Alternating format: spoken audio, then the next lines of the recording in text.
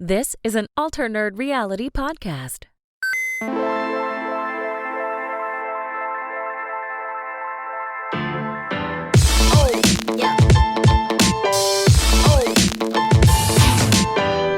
What is up, everyone? Welcome back to the Alternerd Reality Podcast. This is a podcast for all things nerdy, all things gaming, basically all things awesome. I'm one of your hosts, Chewburger84, and this guy feels the need for speed. Joining me is Hebrew Hammer. How are you, buddy? I'm good. I thought you were going to go with the George Clooney's my daddy thing. What are you talking about?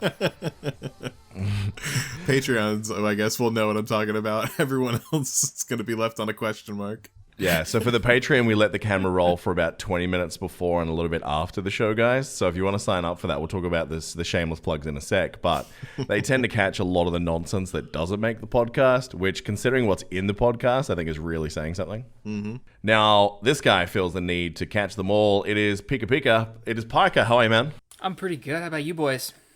Good. Not bad, buddy. I feel like it was about, 6 months that we were talking together when we first started hanging out, that I thought your name was Pika, not Piker. I corrected you fairly early on. I don't think it was that long. As per most things with when you're talking to egocentric people, I think I only started listening to you after about the third or fourth time you said That makes more sense. Yeah.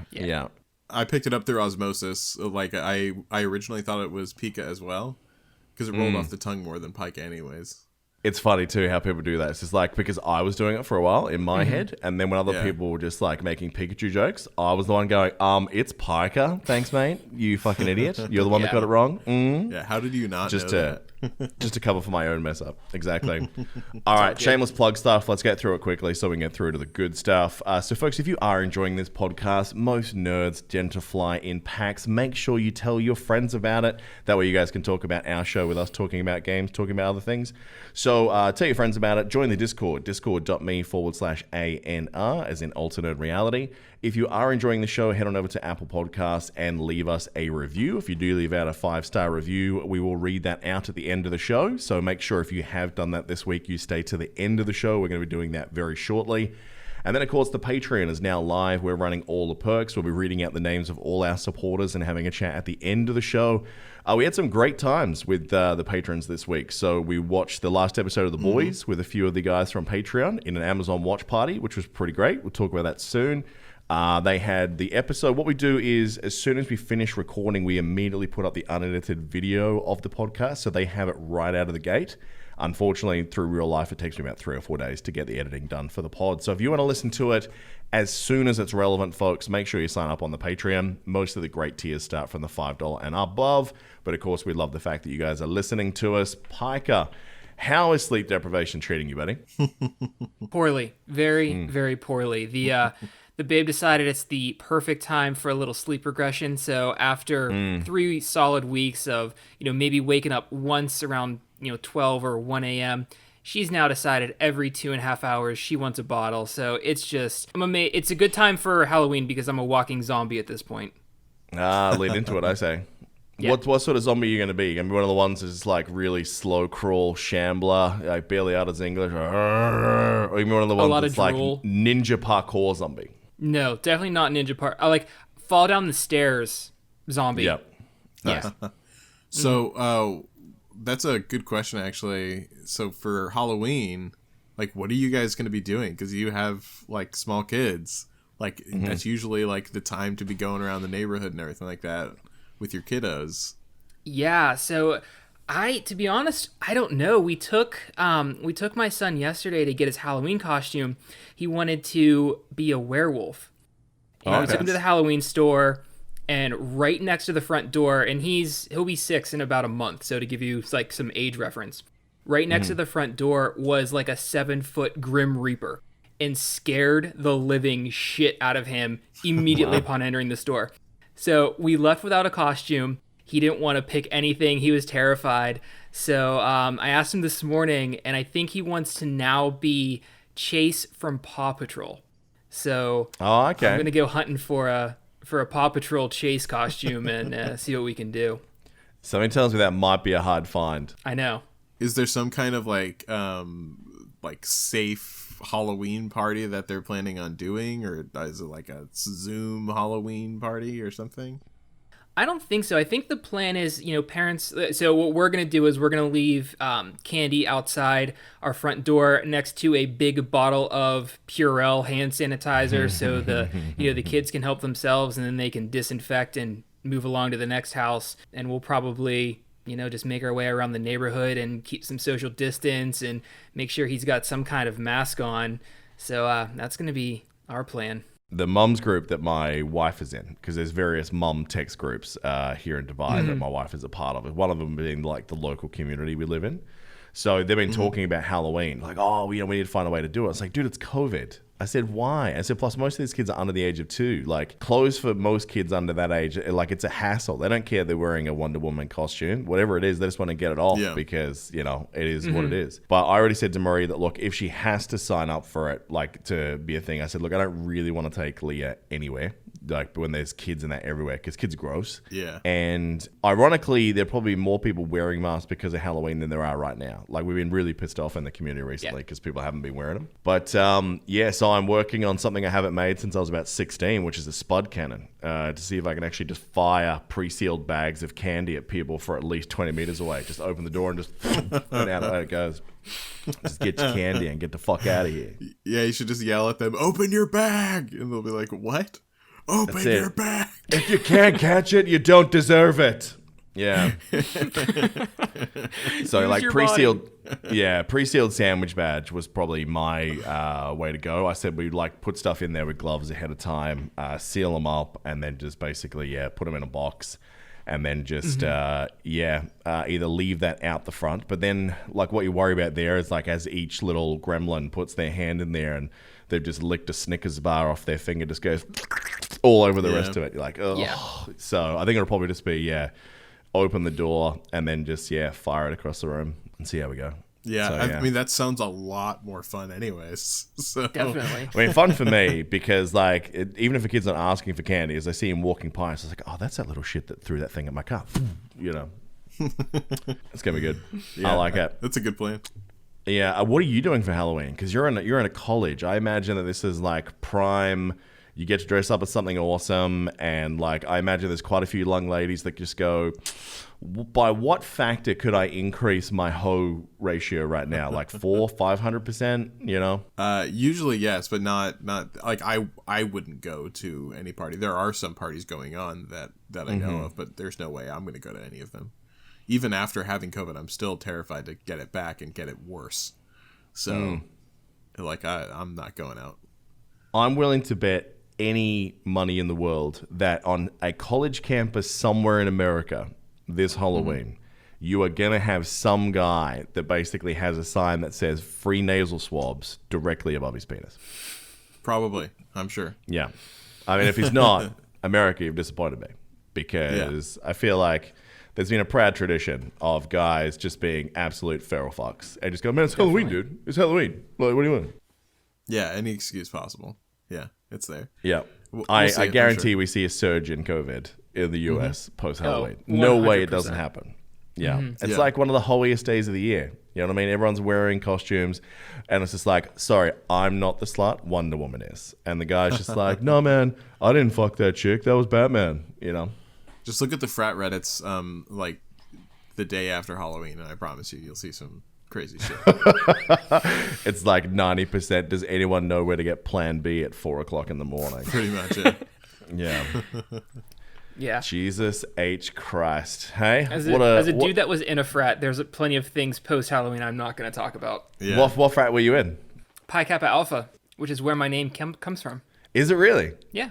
How the fuck do we not know that? Oh, yeah, I didn't know that. That's the origin.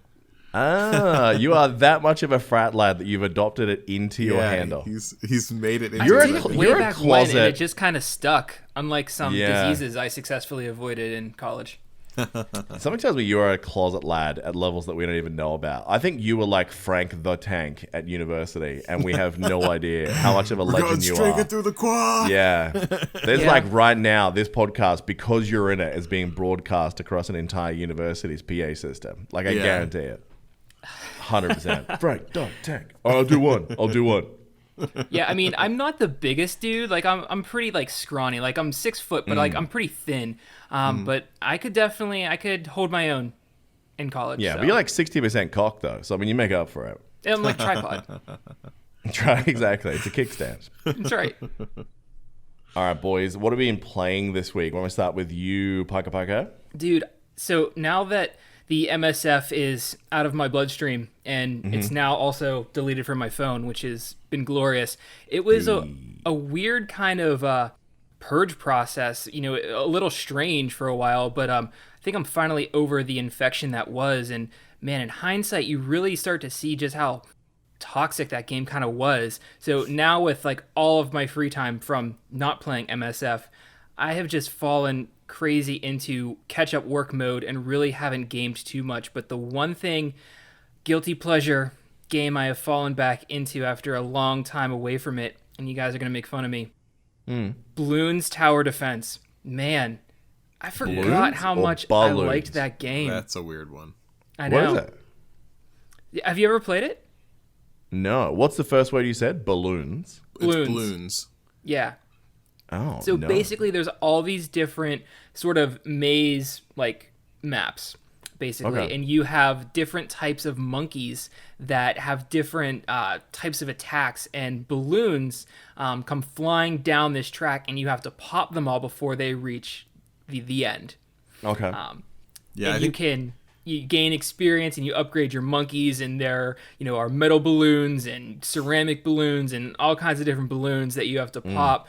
And I don't know, it's just it like takes me back to like the Tetris days of just these little puzzles and strategies and gearing up your monkeys and pumping more shit and just oh man, it's got me. I think Okay. the like Bloons, the original Bloons was on like the first iPhone. Like that's how Yes. old it was. Oh, wow. Yeah. They're It's on the super old. 6th version right now. Jesus Christ. So is it the same engine, or is it actually like they've graphically enhanced it so that now you have balloons in like 3D or whatever? Oh yeah, it's totally graphically enhanced. Okay. So it's gone through more engine changes than World of Warcraft, at least. Pretty much. Yeah. Crazy. Anything more than one. Yeah, right. But I mean, my gaming time at this point is pretty much resolved to like 15 minutes here and there, rocking like the baby in one hand. So I need like a one-handed game on my phone that I can, play 15 minutes of here and there. So that's kind of what I'm relegated to. And that's dad life right now, getting one Yeah. hand specialized in so many activities. Good Yeah. thing I have excellent wrist strength built up. But why? This is all a giant euphemism for jerking off right now.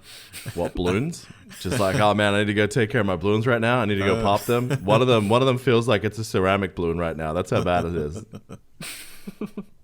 You need to get yourself one of those daddy baby Bjorn things where like I have one. Oh really? Yeah, like I would Where be you strap the kid to yourself? Yeah, dude, I would be doing that if No, I was on you dad have, duty. you have to use the lamest word for that. You have to call it what it is, and that is a papoose. A papoose? A papoose. Wow. Yeah. I haven't heard anyone call it that. Yeah, I have an it's 'cause ergo it's baby. the worst word for it, yeah. All right, so you need to get one of those. I would have, if it was my turn to watch the kiddo for a day and the wife was gone, I would just have that, like the kid strapped to me the whole time, and I would just be playing, like doing my normal routine, like play some games and stuff like that, and eat wherever I go. He'd just be strapped to me, so I wouldn't have to worry about him getting lost somewhere or getting into trouble. I would do that while I was working. So I actually have a picture of her like strapped to my chest while I'm like working at my desk. Yeah, I feel like it's That's a good point. Yeah, I feel like it's the safest thing because I would be like too concerned as a dad that like if I don't have my eyes like on the child that the worst things are going to happen. You know what I mean? Yeah. Yeah. I mean, we don't have A&R merch, but I think we need to design an A&R baby holder for sure. But like Yeah, with I'm gaming thinking accessories, Piker. So we Yes. need to make sure that there's like... Places It has stuff to the be like a controller. radiation-proof pocket. Do you know what I mean? You need to get one of those ones where it's got the MFS screening, so we're not giving a kid Right. cancer. There's step Definitely. number one. Yeah. There's definitely going to be like a PS4 like clip-on section for the controller. Yeah, exactly. There definitely has to be some sort of like battery backup system in there. I think we should like get to it. work. I like where this is headed. We'll put the patent through if you guys want to spot. No, joking. All right. Is there time to get it on there for Amazon Prime Day? There we go. Maybe. Maybe. What have you been playing this week? I think I already know the answer to this, Hebrew. We're laughing right now, but there's someone listening right now to this podcast. Taking It's notes, like, yeah. Oh, shit. Yeah. Imagine we see that out there like a gamer's papoose in like a month, just in time for Christmas. It's like, you motherfucker. Well, at least we know it. At least we know someone listened. Then we have proof that someone actually listened to the podcast. So I'll still be happy. Yeah, there we go. Mm-hmm. That's something. What have you been playing, Hebrew? Oh man, it's been like getting pretty hyped up at school, so I haven't played as many games as I would like to, but all of my free time goes to Genshin. I've been playing the hell out of Genshin, and then we've made a lot of YouTube videos for Genshin over the past, I guess it's been like 6-7 days now. I feel like it hasn't been that long since it released. Just over a week, yeah. I think it was only about like 9 or 10 days, yeah. We've released so many videos for Genshin so quickly. So that's been, it's been a lot to do all that. But yeah, Genshin has my full attention right now. So I've been playing the hell out of that. So that's literally what it is. It's not super exciting.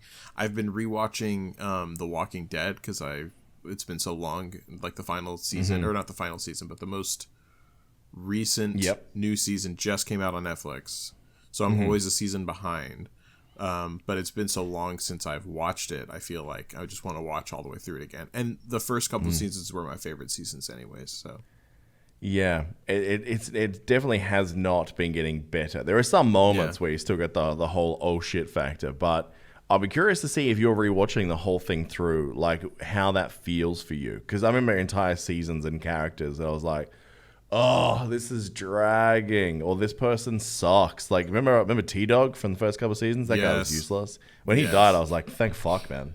I just really I really liked Shane and him becoming like the enemy and stuff like that, and that the guy that plays Shane, like the actor, is such a good actor. Luckily he's been in some pretty big movies, always as like side characters, but he's there. But he's the Punisher. Like, we can't. Oh yeah, that's right. Yeah, he played the Punisher. Yeah. Jesus. Yeah. But yeah, he's such a good actor. So I'm really enjoying watching that part again. But like, I got to be honest, the whatchamacallit, what is it? The first place that they stay. I'm not there again yet. But the first town that they hold up in. Yeah. With the governor, I think it was. I just wasn't a fan of that one. Like, it was It was so meh to me. But yeah, so I'm making my way back through it, but that's about it for me this week. Have you turned it into a drinking game yet? Do you have to do a shot of tequila every time you hear Carl? I should, but no, I haven't. I can't remember when we had that chat. Was that actually in an episode? We're doing the Coral, Carl. Yeah, we were talking about like something about like Carl and then Carol. So it's like yeah. Oh, it was we were gonna play The Walking Dead VR game or something like that. That's right. I was gonna be Daryl and you were gonna be him, and you were gonna say Carl and I was gonna say Carol. Let's do it. Carl. Yeah, that video needs to happen. Carl, I think the game is out. Yeah, we're gonna get onto that. So you have been the one producing most of the content for Genshin at the moment, because my job at the moment is play that game, because I need to get to AR42 before this patch that is flying at us comes out. It sounds like it could be out as soon as 2 weeks, which is crazy. Well, no? We're going to be talking about Genshin soon. I'll tell you why that's not going to be the case anymore. What's about Genshin right now? What do you got? Okay. Well, so they just came out with a whole bunch of news today on Genshin and what the situation is from the devs, so this is all official. Okay. So they said that there will not be another patch until November 11th. They said that they're going to be doing it in 6-week patches, like major updates every 6 weeks is what they said. They're doing that. So we're not going to be seeing anything until then. So we have about like a month basically until something new comes out. Some people are upset about that. Understandably, I guess. I don't mind it as much, but yeah, so we have a lot more time for that. But they also did talk about, they did a QA situation, and they did talk about like specifically there's a lot of multiplayer features that are coming to it that they're expanding on. So that's got me pretty hyped. And there's a lot of cool stuff that's happening with like a lot of quality of life stuff and like geo locators and stuff like that. Or I'm sorry, Oculus. No, not Oculus. Yeah, Oculi. Oculi locators, whatever. You know what I'm talking about. Those kinds of things for the game. So there's lots of cool stuff coming, but yeah, it is going to be taking a little longer than everyone thought. I was blown away because, like, obviously there was leak videos coming out for the last week where people were just making up like what this news was going to be, especially off the Chinese servers. Yeah. And I was watching a couple of people because obviously these leaks were coming out, and I was watching a few different videos from different creators trying to work out like what is actually going on because I couldn't find anything official. Right. It was amazing to me how many of those creators for a game that's been out a week were like, where the fuck is the content? You know what I mean? Because this game has so much to do. Like, we did that at probably the week 3 mark with Avengers, but that's because like it's different in the sense that that game has no reward, no end game, no nothing. This game at least has a lot of that already installed now. Yeah. And the only way that you've gotten to the point where you've done all of that is if you have spent thousands of dollars on this game and played it all day, every day in that period of time. And even then, like there's still stuff to do. Like the same thing you can keep doing. You can bring other characters up and all that. So it's not like there's not content there. I was generally surprised when I went on the Reddit, especially in the Chinese community, with how many people are mad that there's not more to do. Yeah. But there is a crossover theme with those people, is that all of them played beta for like 6 months. So for them, like it's a game in their mind that's been out for 7 months. Whereas for all of us, it's just like, man, I've been so impressed with what these guys have done in such a short period of time. And it seems the rest of the world is too, because this has just been a surprise hit. Like even non-gaming outlets are talking about MiHoYo now, because in the first week, just on mobile, like just on App Store and Google Play purchases alone, and remember, this is a free-to-play game, right? Yeah. It is a $60 million first week for this studio. Yeah, that is It crazy. has come out of nowhere. Now, if they can actually safely commit to a 6-week schedule, they are doing better than any developer I can think of right now. Because if there is a theme of this podcast, right, everything is fucking delayed and nothing is going to plan in the industry right now for nerd or gaming. It is all just gone. Everyone's just holding their breath hoping 2021's better. Yeah, and so for them, yeah, they did seem very confident in the fact they were like, we are planning on the 6-week updates. They laid out the guidelines for the next 4 that are coming, and kind of like a little bit of details on each one and what it's going to have, as well as specific dates for the next 2. But yeah, no, they like I agree with you in the sense that there's a lot of people. It's all people on the Reddit, and of course, Reddit is not a good outlet to look at for the actual perception of everyone else, because that is a tiny portion. Even though it's a very large Reddit community objectively compared to like other games, it's still an incredibly small portion relative to the actual player base. And so like this game, like one of the things that like resonated with me a lot was whenever I saw this big post from a guy that played the sister game of this, Honkai Impact, since release. And he has multiple maxed out level accounts. He's played for a long time. And he said, this developer is very good at what they do. He said that they don't try to push, ironically, they don't try to push people to spend at all.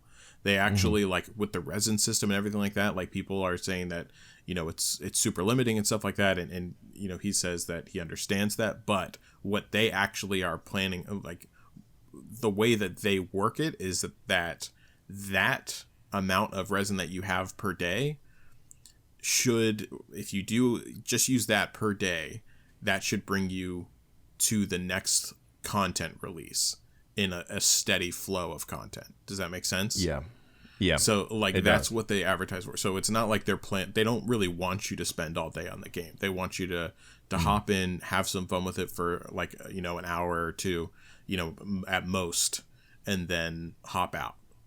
And then that's about it. So that's what their plan is. And he says they're really free to play friendly in that regard. They have a lot of things thrown in to try to keep players happy. They have constant streams of content, especially with Honkai. They said it's very constant content that they have coming out. So yeah, I'm excited about it overall. I think people are just like, they're blowing through content like crazy, especially content creators, which I get that they have to, like we did the same thing, especially you.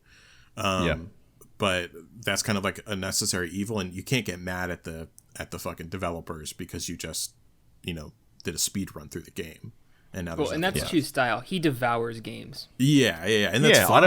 I don't shit on the developers for not keeping up with me though. Like, I mean, it's just I do it because if I fall into a universe that I love, like I go hard, man. Like I love losing myself with that sort of stuff. Plus, it's just the way my brain works. Like it loves just grinding out and those sort of things while listening to something in the background. So right.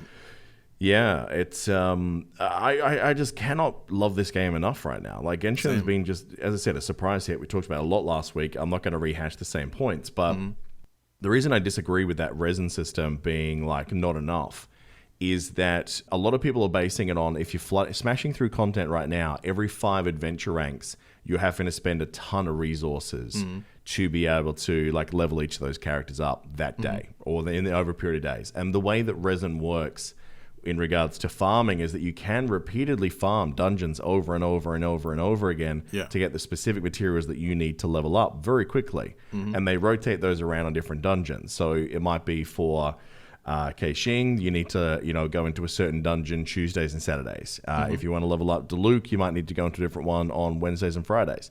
So what ends up happening at the moment with the content creators especially, or for people pushing through like myself, is that you end up having to spend a lot of resin if you want to like not have your progression halted at all that day, right? So you have to push that. Right. Whereas 2 things are going to happen. 1, any normal player is not going to experience that because that's going to be over a period of days or weeks. Right. And number 2, I think it goes away at later levels because like the grind time between 25 and 30 is reasonable. 30 to 35 is bigger. And then like 35 and above is crazy. So that gap between the 5 levels gets wider and wider and wider and wider. So you're not necessarily farming on one day because you're like, well, I've got 5 levels worth of grind before I even get close to needing those items. So I've got time. I don't need to spam that. And just adventuring in the open world, you'd be surprised sometimes how many of those materials you can actually find just by doing that. So I have to admit, I think it is probably one of the most free-to-play gacha games we've played in forever. The pity system I still can't rave enough about because, it does give you that feeling if you are someone that does want to spend on these things. And, everyone knows my feeling about loot boxes. It is gambling, guys. Stay safe. You can. You can go through and you can guarantee you're going to get something after a certain amount of purchases. So there's just a lot to like about this game. And I saw a couple of big guys who are like, Breath of the Wild streamers. People who love that game have like, one guy apparently has like 3,000 hours logged in Breath of the Wild. And reading his review of Genshin was interesting too. Like, even he was, saying a lot of flattering things about this game, especially because the studio that made this is not Nintendo. So, I think these guys are hitting it out of the park at the moment. They're being more communicative about what is coming than a lot of other places. And it sounds like they're genuinely listening. And those quality of life things. I mean, sure, would I have loved from a personal level that Oculus feature a week ago? Yeah. Because I spent so many hours looking for those fucking things. But at the same time, that's part of the game, like doing that exploration. I feel like having that feature, they should have like locked it into like a specific character or something. Because like different characters will show you things on the minimap, like Chi-Chi. She'll show you where any leeway specific farming items are on the minimap, which is pretty handy. Right. Yeah, so it's good. I'm really enjoying it, man. Did you get a chance to play anything else?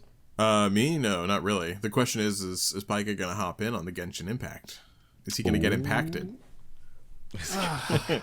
We will have to see. I'm encouraged that, us chatting about it a little bit last week, you can sort of casually jump in and out of it. Yeah. My amount of time right now is so limited, especially this time of year. So that has me interested. I mean, I haven't played any more of it this week, but it's not because I didn't want to. It was just time. So maybe this next week I'll have a little bit more free time. I can drop into it and know more about what the hell you guys are talking about next week. I'm gonna say don't do it. I reckon that what you should do is follow more of the dad games, the things you can just jump in and out with your kids. Because all 3 of us talking about Genshin and just all of us just, having a big circle jerking on Genshin. Yeah. It's not going to be as exciting as I think. Yeah, man. I want to hear more about balloons next week is what I want. We'll make something happen. Balloons. Avengers is still fucked, is the summary of this conversation. Yeah. So, look, they did come out this week at Crystal Dynamics. I mean, I played through the weeklies and got nothing for my 3 hours of doing the Mega Hive yet again. Like, literally not one upgrade, nothing that was useful. And the statistics were all fucked and randomized. That's crazy. You know, like, why you have one piece where it's just like, what is it? Signature attacks do shock damage, and then heavy attacks do shock damage. And then the last perk is, and this is the 4th time this has happened to me, increase all plasma damage by 24%. It's like, I have no plasma equipped anywhere because you just took up 2 slots with shock. What the fuck is going on? System. So it's so randomized that it really screws itself, which is really, really bad. So that's not good. And the statistics are certainly showing how not good it is on Steam this week. Do you want to have a guess at how many concurrent players there was at any given time? Lower than 1,000. Yeah. Lower than 1,000. It's pretty bad. Lower than 1,000 for a Marvel product. That's when you know you have taken the biggest dump over a community that if Marvel supporters won't follow you, dude, you've made some big mistakes. Yeah, for real. Yeah. So they obviously thought they had to put out something yesterday. So they basically provided a statement through to Kotaku, and it says the following. We are listening. We are making fixes, improvements, and additions as fast as we safely can to make Marvel's Avengers the game we all aspire it to be. As such, we have a number of new content pieces coming in the weeks ahead, including a totally new Warzone mission type called Tachyon Rifts, a new outpost that's a jumping off point for new story missions in the future, and AIM's Cloning Lab, which will require a coordinated high-level group of 4 players to beat with new top-end loot rewards for finishing it. They're also going to be releasing both of the Hawkeyes at the same time now. Seems to be the consensus as well, in another comment that they made, though you can interpret that 2 different ways. Reading what they've just said there, that is not that much content, right? Nope. Depending on how that raid works and if it's repeatable, let's say you do it once a week and maybe, I can't see it being at like the Hive. I really can't. And if it's one mission, like a new Warzone mission type called Tachyon Rifts, if it's really story driven, I mean, I'm probably going to be interested, but I'm real curious to see what this is. And the fact that they're saying top end loot rewards for finishing it, they better fix the loot system for that new cloning lab, because if they haven't reworked that, there's no point in releasing that content because people are not going to come back. After hearing that and reading that, my biggest takeaway was how the verbiage that they used, how spaced out that content is. Like, it is not like there's a big update coming and it's going to drop all of that into players' laps in like a week. Like, that is their roadmap for numerous weeks, and that's just not enough to bring back all of the players that have left for other games, let alone keep them playing for a sustained amount of time.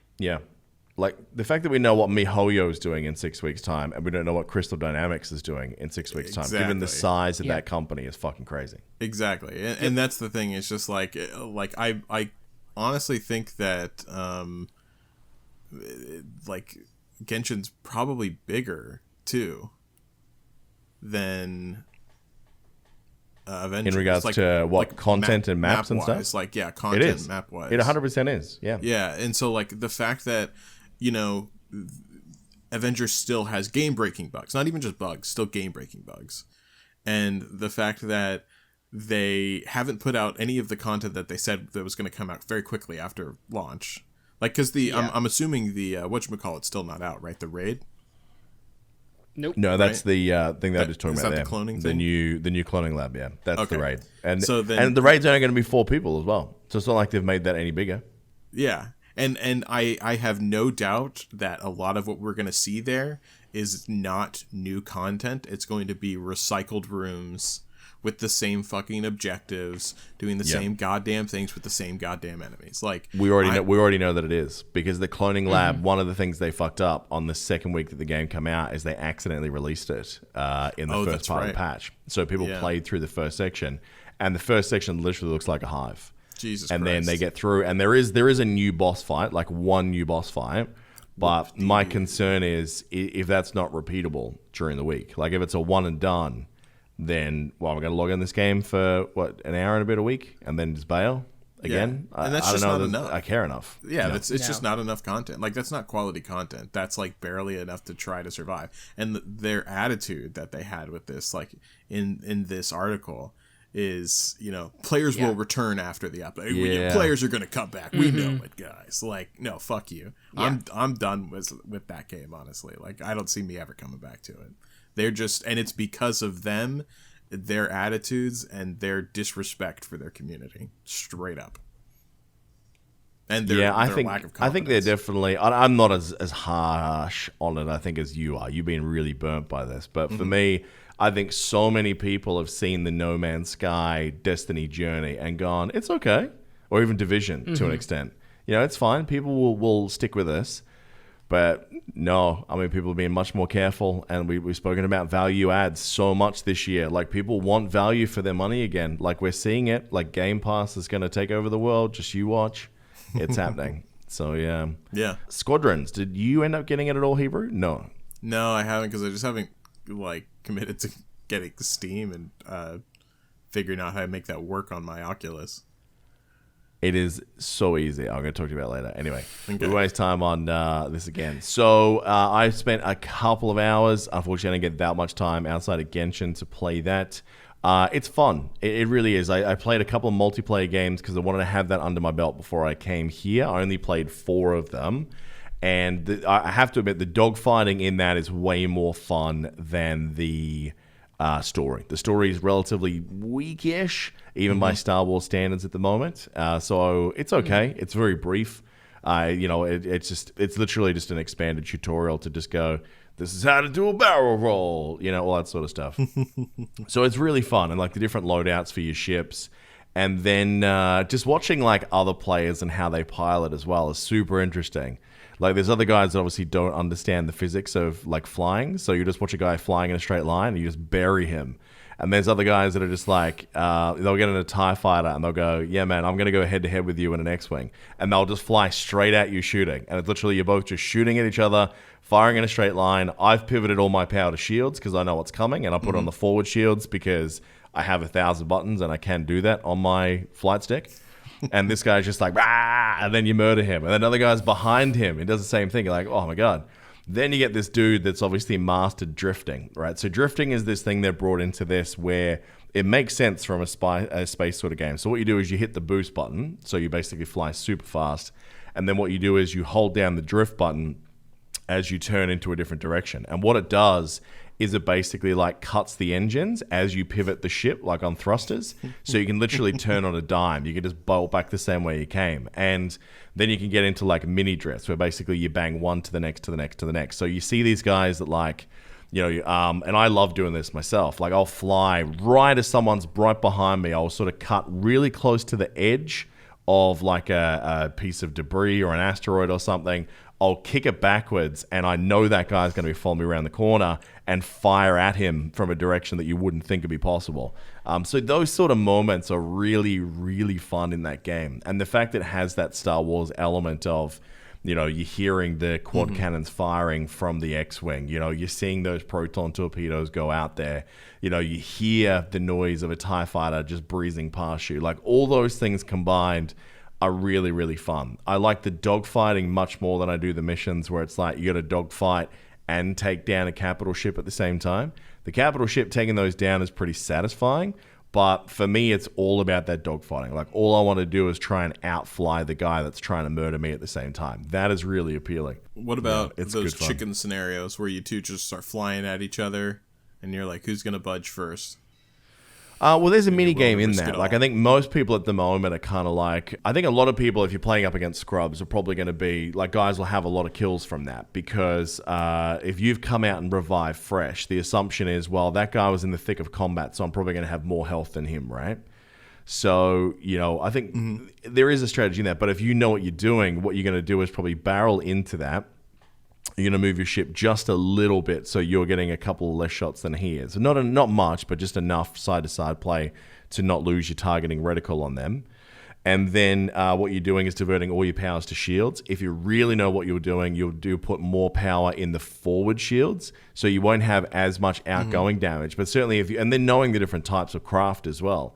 So if you're in an X-Wing and you're going up against a base TIE fighter, They're built for mobility. They don't have like shields. They're just going to get smashed. So you are going to win that. You could probably take down 3 or 4 TIE fighters in a row with that strategy. Whereas if you are coming up against something like a TIE Reaper, which has a bit more guts about it, then yeah, you may lose that fight. Then there's the question of what weapons are they stacking. So you can set up weapons so that you're going repeated fire like a machine gun type thing. You can do burst fire. You can have ion cannons. So ion cannons are interesting too because you can actually win against people in that situation because you're going to disable their ship and then you can sort of take time to just pull them apart with your missiles. You can't destroy them with the ions, but you can, basically disable their ships and then your buddies can come through and wreck them. So there's a lot of little things that I haven't really messed around as much with the individual loadouts, but the fact that there are that many options, I was surprised about the depths of that. Now, the bad news is, though, and I think this could greatly affect the longevity or replayability of this game,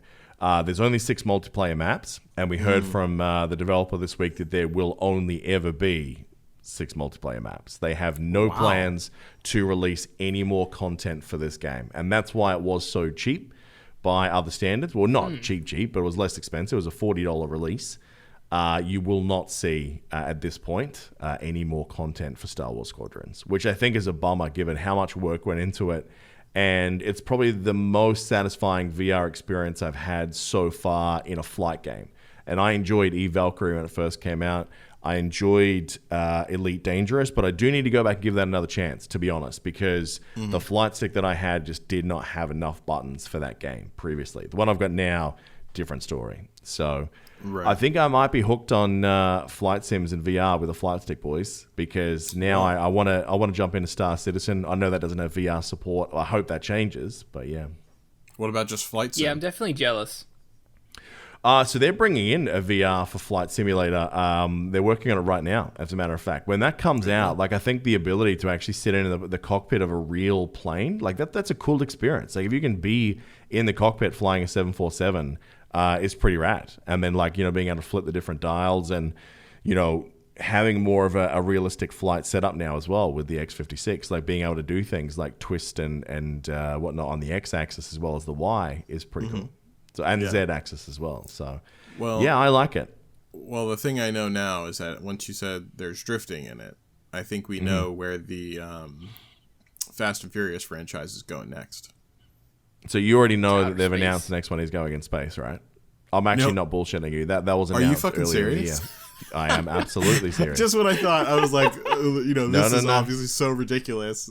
No, it isn't. It might be bullshit, but there's a few people now that have done that. So someone was joking around with one of the, I don't know, whether it was a writer or a director or something. He's going, "Oh, when are you guys going to space? It's like the only ridiculous thing left to do." It's just like, soon. Yeah. So I don't think it'll be the next one, but yeah. I don't know. At what point is there enough Fast and the Furious? That's a real question. Yeah, I mean, I guess it is one of those things where they could just want to embrace the fact that it is so ridiculous, which sounds like what they're doing, and they're just yeah, what haven't we done? Let's just go to fucking space. We're done with Earth. 100%. Baldur's Gate 3 early access. I only got about an hour or so just through the what is basically the tutorial level, so I have nowhere near enough time spent in it. I rushed through the character creation, but from some time offline that I spent looking through it, I'm really in love with how much variability there is in the character creation. I think that's going to be awesome. And the good news is, I'm interested to see how people take this game. I think if you're a Dungeons & Dragons fan, the authenticity of that system, if that is what you like where you can want to do something and your character is spec'd for it, everything should succeed, and then you roll a natural 1, which basically means you fail automatically and usually disastrously. It is authentic as fuck. It is that game, that's right? Good. When you roll a nat 20, something extra happens. So I've been really, really happy with how authentic that feels. Now, that also meant that the very first time I played it, because I rolled so poorly, it very much felt like a level 1 Dungeons & Dragons character. I got fucked so badly because I went, I can just go in video game logic and just murder everything. It's no, it turns out maybe you shouldn't run up to the strongest enemy on the deck with no weapons. It's not that game. So I love that a lot. I do wonder, for people that, are used to more traditional Baldur's Gate experiences, or who are used to more, action RPG styles that this may feel a little bit slow or a little bit different. Yeah, will it translate? Yeah, that's the real question. Like, I'm curious to see how people like it. I think I'm gonna like it a lot. And Larian Studios, I mean, I've gushed about them before. Like, this game definitely feels like Baldur's Gate or Divinity Sin, Baldur's Gate or Divinity Sin 3, if you will. Like, it very much feels like it's that engine. Which is not a bad thing at all, because those games have been great. So I haven't had much of a chance to get out of the first mission yet, but that's definitely going to be, by the time we record next week, I'm going to have some time in that game. You realize you have to make Fostars, and I have to make I tried. That was 100% the first thing I tried to do. There's no orc playable characters yet, so that's coming in later. Well, it's early access. That's coming later. Yeah, okay, that's true. All right. But what I did do was made a dwarven fighter called Iron Brew, which you will there we know. go. That was one of your other characters. That was my very first ever D&D character in the games that I was playing with Hebrew and Spider off air when we were learning. Well, they were teaching me how to play the game before we tried doing the podcast. So I had a Scottish dwarf called Iron Brew. Morris the elephant. Yeah. Oh, that's right. Yeah. Yeah. So Iron Brew is an energy drink in Scotland. So, that's literally where the name was more than borrowed from. So, I've enjoyed what I've seen so far. I think that it's going to be a fun experience for D&D enthusiasts. I think it could be a frustrating experience for people who want it to be a very fast-paced, XCOM-y, ARPG. It's not that. It's not fluid and anything like that. It's very much a rigid turn-based game. But for me, there's a lot to love about that. So other things as well, mate. So it's not just on a turn. Your options are move and fight. Like even things like second wind, like you've got right out of the gate. And I was like, okay, already I'm loving what I'm seeing here. And there was one thing where I'm like, I wonder if I shove this character, because you have the shove option in combat, which is awesome. That's if good. I shove this character, will they fall off the deck of this ship into that fire pit below? Let me find out. Push it, roll a nat 20, threw the guy off the ship. There you go. Yeah, he flew all the way off, because it was a success. It was a critical successful shove. Yeah. So I was like, okay, that's cool. Like, that's really, really fun idea. So I won't say too much more than that, because I want to have more time with it before I really get into the specifics. But it's good. Let me ask you one thing real quick just about it. Would you have, if you hadn't have played D&D before playing this, do you think that you would have liked the way that this game plays? That's a good question. It's a very good question. So I think because I played Divinity and those games have been very close to that anyway, the answer would be, I'd still enjoy it. I think I would have been... I'm surprised at how slow this feels, because obviously the Baldur's Gate experiences, especially during that sort of, Xboxy era, they were much more fast-paced. Like they weren't the turn-based thing that we're playing right now. This is a little bit more like, Neverwinter style of game, but with more modern mechanics. So the fact that it is a little bit more, it's rigid in the way that everything kind of stops, then you have to make these choices, so it doesn't feel as flowy. But the fact that you do have more freedom of choice in combat than you would in just about any other game, I do love that, because you played Dungeons and Dragons with me. I love trying to outthink the encounter. Like, I love hitting things in the face, but if I can, throw an axe at a chandelier and that drops down and sets the guy on fire, I'm going to do that if there's a way of, trying to end it early. So. Yeah. Oh, I remember the Machiavellian schemes. Yeah, that was my jam. Yeah, absolutely. What do you reckon, boys? Time for some general nerdy news? Let's do it. There's a lot, and it's all weird this week. It's all weird, and it's all delays. It's just insane what this week is. So the first one is, have you guys been following this Spider-Man story for the new movie? I know we talked about it with the start of it last week, with Jamie Foxx being cast again as Electro. Yeah. So, from that's what I've heard about it. That was the extent of it. Okay. So it's gotten weirder since then. So one is kind of confirmation that those of us that were getting theories that they're going to try and make it so that the Andrew Garfield universe and possibly even the Tobey Maguire universe are actually in existence, and that these are all happening in parallel universes to, what's the guy's name? Tom Holland's Spider-Man. Yeah. So we thought, okay, this is going to be some sort of multiverse episode. Or movie. And then we think it's basically confirmed this week, because Benedict Cumberbatch is now signed on as Doctor Strange in Spider-Man 3. It is happening.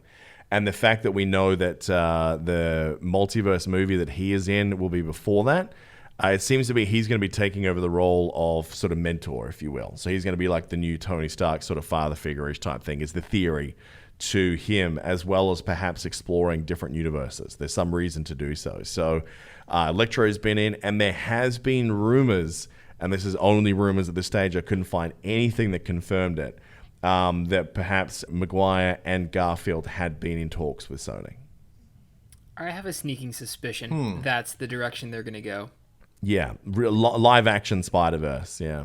What's your guys' favorite Spider-Mans in order so far? And you can also include Miles Morales.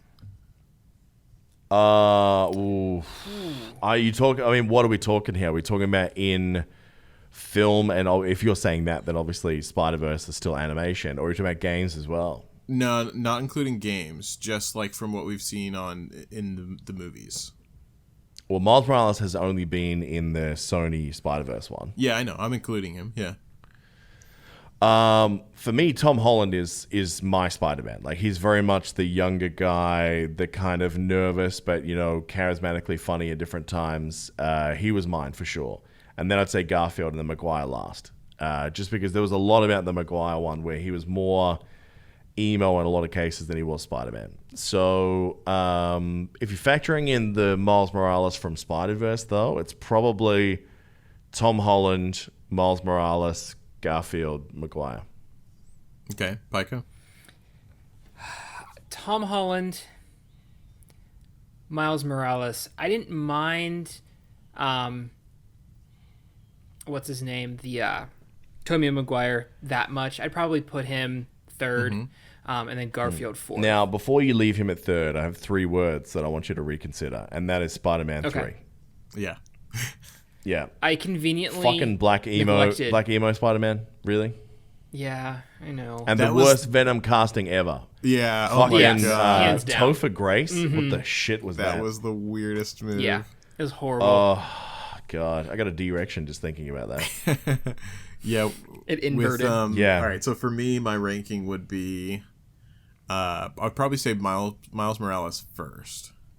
Yeah, Okay. I know you loved that movie. Yeah. Actually, I would change that. Actually, I think I would have the one that Jake Johnson played, the Spider-Man that Jake Johnson played. I knew you were going to do that because of New Girl. I was Yeah. waiting for this. He was Yeah. my favorite. He was the coolest dude. Number 1 Spider-Man. All right, so him, then Miles Morales, then I would probably go Andrew Garfield, then I would go Tom Holland, then I'd go Tobey Maguire. Tobey Maguire is dead last for me. Yeah. It was Easily. a shame because, like, Spider-Man 2, like, by itself was a really good comic book movie for its time. Like, Doc Ock was done really well. That movie was actually pretty good. But very much Yeah. like X-Men 2, they just used the third movie to just destroy any legacy hopes that they had. Yeah. It was just garbage. My favorite part of any of the Tobey Maguire movies, though, is still the wrestling ring in the first movie. Oh, with Macho Man Randy Savage? Bonesaw! Bonesaw! You Yeah, got man. you for 3 minutes.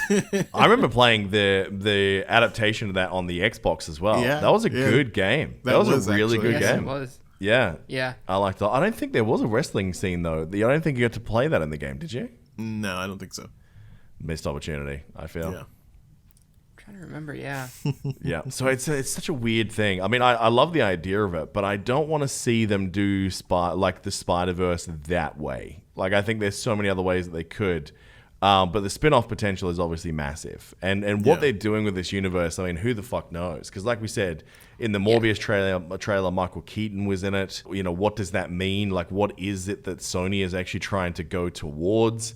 Then there's weird things as well that Feige has basically come out and said for the Marvel side of things that in regards to what is canon in their universe is that there will only be the ones that basically Feige is working on or Marvel is working on directly. So you may see Tom Holland in episodes of, Sony, whatever, Spider-Verse, where it doesn't actually count towards the MCU. Like, it's not going to be canon. So I don't know what is going on right now with this whole franchise. It's weird.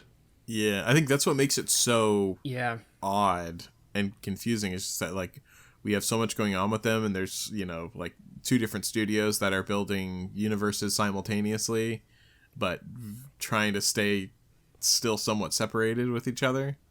So it's a lot to take in and try to remember, okay, who has what and what's canon. So yeah. Well, and they need to introduce like a whole new phase now with like their overarching storyline. When you think about it, it's actually kind of smart to use Spider-Man to kind of bridge that gap. I think I read the other day, Spider-Man just monetarily, he's made more money as that character through like movies and merchandise and comic books and etc. than all of the other Marvel characters combined. Wow. Really? That's true. That's crazy. Yes. Than all of them? Yes. Wow. Yes. I guess. Yeah, he's probably the most consistent, I suppose, like across the decades. I'd be interested to see how that stacks up against Batman. I thought Fantastic Four was the most popular before the movies, at least. They may have been the most popular, but just monetarily speaking, made the most money has been Spider-Man. That sort of brand. Weird. I get it though. He's like very obviously like the people's hero kind of thing. You know what I mean? Like I get it. He's a story that like growing up like kids can resonate with a little bit more. Oh, 100%. Yeah. So I think that makes sense. My son, he's going to be 6. He asked probably 4 months ago, like, if I get bit by a spider, will I get Spider-Man powers? Oh, man. There was kids like last year that got hospitalized from exactly this. Yeah, and I absolutely told him, absolutely not. Like, do not let a spider freaking bite you. And he's like, you're just saying that because you don't want me to become a superhero, Dad. Man, that's crazy. Speaking of weird, though, Stephen King. Are you guys big Stephen King fans? For like, how much of their books or movies have you seen? Not much from me. I've tried to get into some of the books, and too weird for me, I have to say. I couldn't do it. Oh my God, what is wrong with He was just a little bit before my time. I've seen some of his stuff, and I think I've read a book or 2 of his, but that's about it. Mm-hmm. I think I was a little too young whenever I tried. Oh, really? Look, there's definitely some series that I think if you want nerd credential, you have to read. Like Dark Tower is one of them. Even like some of his super creepy ones. Like there's the one that is JFK, which someone told me they actually made into a TV series, which I need to track down. That was based on a book of his. Yeah, it was. The book was the title. The title of the book was The Date of Kennedy's Assassination. That was the title of the book. Like 11... that was a Hulu series run by James Franco. Did you watch it? Yeah, I did. Was it good? It was okay. Did it involve time travel, right? Yes. Yeah, cool. So, the book was really good. So, basically, it involved that there was like a time loop that he could go back to this one fixed point a few years before the JFK assassination. And anything he changed there would carry on to the real world, right? Yeah. But if he when he went back into the portal another time, it resets it to the original version first. So every time you go in, it resets it again. So everything you did the first time doesn't count. And I love the concept of how he discovered it. Is there was a guy doing the greatest hamburger he'd ever tasted at this diner, and he was constantly selling these burgers for like $1. And it was like, how are you buying meat to even be able to do this? And what was happening is the guy would use the time loop to go back and buy meat at like 1960s prices, come back to the future with like quality meat at like fuck all pricing, sell it, and then go back the next day and buy this same piece of meat because it was still there, right? So it was just such a fun idea for the way that they sort of came across it. And then, obviously him trying to befriend Lee Harvey Oswald and go through that. And it was a great book. And then, then you have like The Shining and It and, all these different series. And he's just a very, very good writer. So there is one that he wrote called The Stand, which basically during Comic-Con, only in the last 24 hours, they've confirmed that this is going to be coming to CBS All Access. And it's basically an apocalyptic vision of a world decimated by plague and embroiled in an elemental struggle between good and evil. So it's basically 2020, the movie, is what I'm hearing so far. Yeah. So the fate of mankind rests on the frail shoulders of the 108-year-old Mother Abigail, which is played by Whoopi Goldberg. Yeah, always good. And a handful of survivors. Their worst nightmares are embodied in a man with a lethal smile and unspeakable powers, which is the character called Randall Flagg, also called the Dark Man, which is going to be Alexander Skarsgård. You guys know him? He's the really tall Nordic actor from True Blood back in the day. Yeah. I actually really like him as an actor. Yeah, so Randall Flagg, this is the part that excites me. That character as a villain has been in a bunch of different Stephen King novels, including The Dark Tower. Like, Randall Flagg is the ultimate bad guy in that series as well. So Stephen King weaves this guy into a few different things. So I'm actually looking forward to this now. Did you guys watch the trailer from Comic-Con? I know it was only last night. Yeah, I did, yeah. What'd you think? I thought it looked interesting. I'm definitely going to watch it. It looks up my alley. Like, I do like kind of like dark horror-ish like intrigue movies. So I'm definitely going to watch it. I just hope that it's good. Yeah, it was. So as I was watching it, my thought was like there was a very like The Matrix meets apocalyptic world like combination. You kind of have like the ordained like one who's going to stand up to like the evil Agent Smith, and then you have like the Oracle Whoopi Goldberg character who's all knowing and seeing into the future, that's, you know, going to shepherd them through to this brave new world. Yeah, that's true. It definitely has those vibes. So yeah, I haven't. That's one of the books of his that I haven't read. But the fact it's got Randall Flagg, or the Man in Black as we know him from the Dark Tower series. Yeah, I'm keen. I'm really. That is the man. That's the Man in Black. That's the Man in Black. Yeah, Randall Flagg. Huh, he has a bunch of different names. Well, see, Dark Tower is effectively, it's a multiverse story. Like, for example, without spoiling too much, the world that we live in, there's a lot of hints that there have been travelers to the Dark Tower before. Because, for example, they go through with, what's that guy's name? Not Frank Herbert. Who was the guy that wrote Wizard of Oz originally? Oh, I don't know. No idea. Can't remember. But either way, they basically, in this story, they actually travel to Oz. As in one of the doors they step through in the Dark Tower. They actually go to Oz. And it's this fucked up place. But you see how the author must have traveled there and like went back to our world and like made a more sort of glamorized version of what that was. Because that Oz is kind of dark and fucked and whatever. And the main character, the gunslinger in Dark Tower, I cannot stress enough that movie was dog shit, but everyone should read those books. That is one series I do want to go back and read. I missed, good. And I have heard really great things about the book. Did you like good. the I've had the casting urge for to the read it. movie? Are you talking about what's his name? All right. Idris Elba and Matthew McConaughey? No, Yeah. I didn't. No. For either of them? Well, look, McConaughey as Randall Flagg, I could see, like, because he is like known as a relatively charismatic guy, right?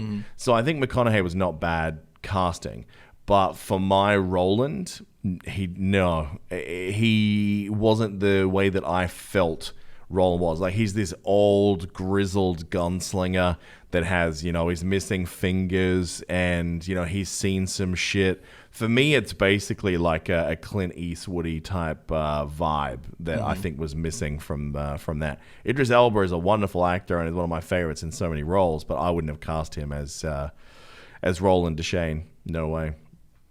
And the movie was dog shit. The movie was absolute dog shit. It was not even Dark Tower. The fact that they slapped that name on it was just a massive slap in the face. Because half the key Were you telling me that they're doing missing. a series? So I can't find. They definitely said that they was going to follow the books much more closely, and I hope that they do. Because Wheel of Time, I think we had in the same breath. They're looking at doing the same thing, and then another series I used to read as well called The Sword of Truth, I believe has been made into a TV series, but I've heard it's more in the vein of like Hercules and Xena style, where it's very very cheesy, campy. So I will watch that at some point. So we'll see. Now, in things that look hilarious, did you guys see that first look of the MODOK series from Hulu?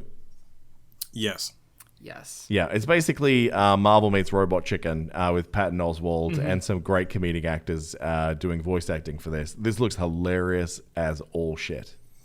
I think it looks hilarious, but I have never liked that animation style. Okay. Is there enough to off-put you from watching it, though? No, I'm still going to watch it, unless it doesn't end up being as comedic as I imagine it's going to be. If it's not as hilarious as I think it's going to be, then yeah, that combined with the fact that it's that animation style, I'll be put off of it. But I think it's going to be really fucking funny, so I'll stay on it. I trust Patton Oswalt Same. to deliver. Yeah. I mean, if you can voice act a set of gills, I think that you can get it covered. Yeah, exactly. So yeah, I think that's fair enough, and I mean it does look hilarious. The concept of it is like fantastically good. So I just wish that they would have done it in more of a I don't know, really in any other animation style would have been fine. I just don't like that kind of claymation-y style. Yeah. Now we Claymation. spoke about VR a little bit earlier, and one of my sort of surprise movies that for me, it's not the greatest movie ever, but I like it as a real popcorn comfort food kind of movie that you just jump in and just rewatch because I think there's just so many little things about it that I loved.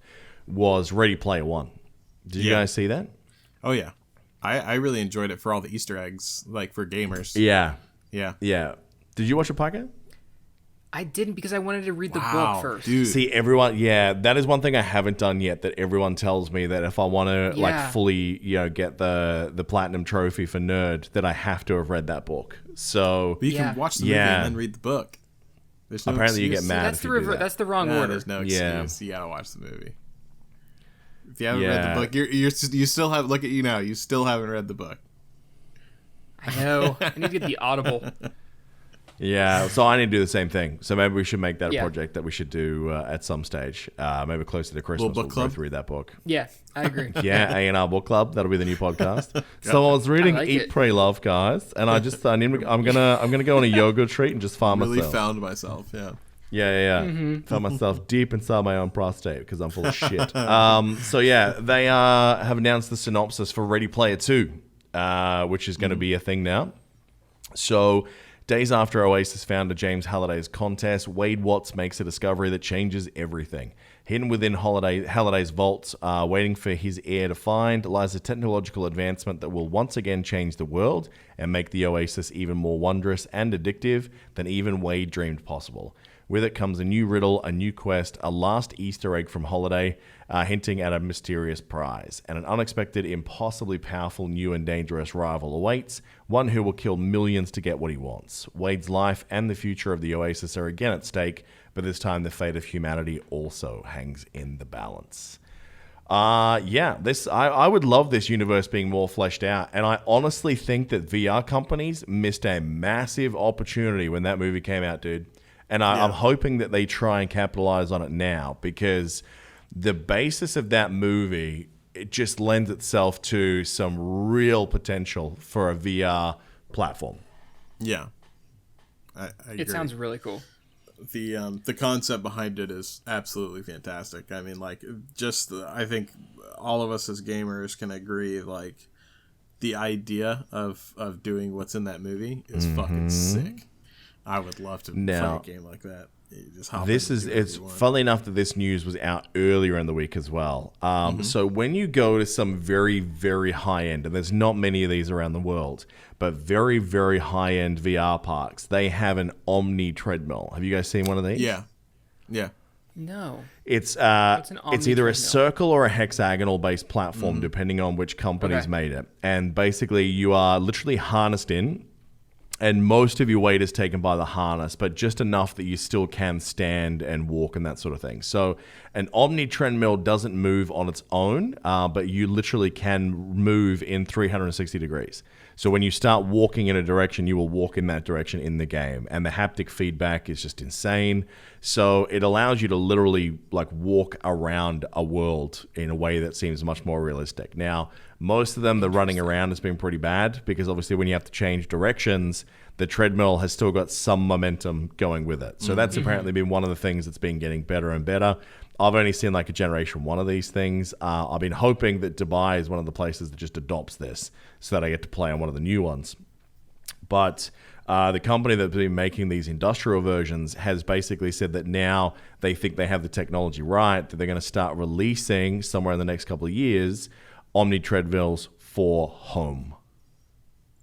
That is going to be something that it'll take a while before I invest in because I have a feeling it is not going to be great until, like, retail ones are not going to be great until it's been generations. I feel like some people already have something like this in their bedrooms. Like Yeah, what? they do. This whole harnessed in Yeah, I mean, half of it's situation. already done for some people. Yeah. yeah, with a treadmill underneath it, huh? Yeah. Little red room of pain Yeah. action. Right. Okay. That's Swing's for already that. installed for the harness. Yeah. Yep. So yeah, man, this is gonna be interesting. So I mean, if that technology is available by the time this movie hits, I guarantee you're gonna see a spike in queries for this for sure. Yeah. Because I mean, VR definitely, I think, had a spike in popularity even more than what it was writing at the time because of that movie. People saw like what you could maybe do in a theoretical world. So yeah, I'm keen. Yeah, the tech is just so slow moving for VR right now.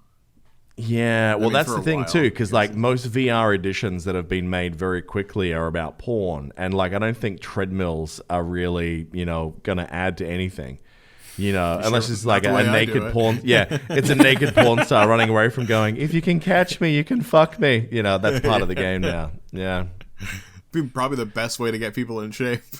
Oh man, I would be ripped. Cardio component. Yeah, I'll be ripped. Yeah, exactly. All right.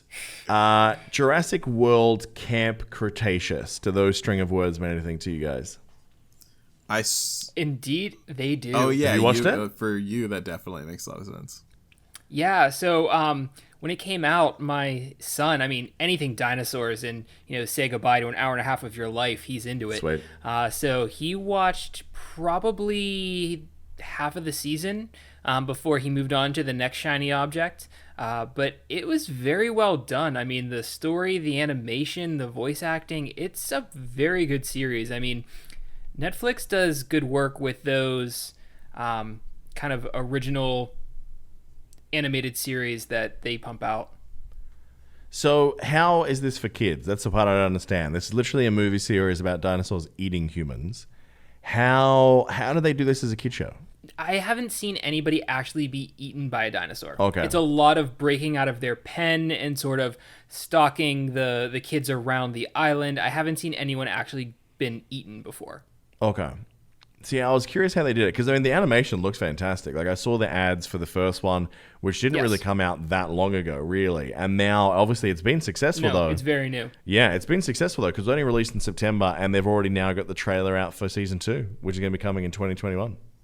Mm-hmm. Yeah, so I'm curious. Yeah. Did you see the trailer or any of this content, Hebrew? I didn't see the trailer for this one, but I did like a few days ago. In passing, like it did show up on my Netflix.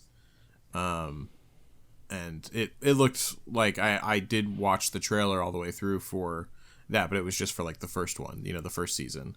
But I was like, oh, you know, this is actually like pretty decent looking. But yeah, then I went to the office and didn't play it. So You mean you didn't clear your afternoon to watch it? yeah, exactly. There was one, like I think it's probably on there because I did watch one kind of kid showy one before. My girlfriend and I actually watched it together. She was the one that found it, but it was like you might actually know it, but it was like the one with the I'm blanking on the name right now, but it was kind of like trolls. I think they were trolls, and it was the same kind of animation style. But sorry, Chew, this is like way out of fucking left field. But it was like a guy and it's like he had like a fat friend and like there was a chick and then like there's like these warring goblin or troll tribes or something like that.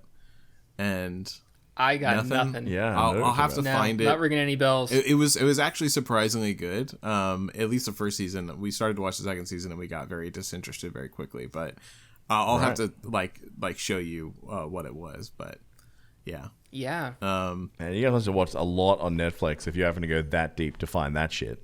Dude, I have watched so much on Yeah. Netflix because I literally like I will not like I can't stand to not have a TV on whenever I'm in a house or whenever I'm doing anything. A TV has to be on and playing something. So Well, apparently you can do that at your house though because you have a TV in every room. That's I what we've do heard. legitimately have a TV in every room. Just waiting for one in the bathroom. That's the only place guy. that's missing one. And you got one in your car too. Haven't you got one in your Tesla? No, I didn't. Well, I didn't end up getting the Tesla. Remember? But Oh, that's right. yeah. They They didn't have charging parking spots at my apartment, so I had to bail on the pre-order that I had. Hilarious. Just get an extension cable. Excuse me. Just run it from your house.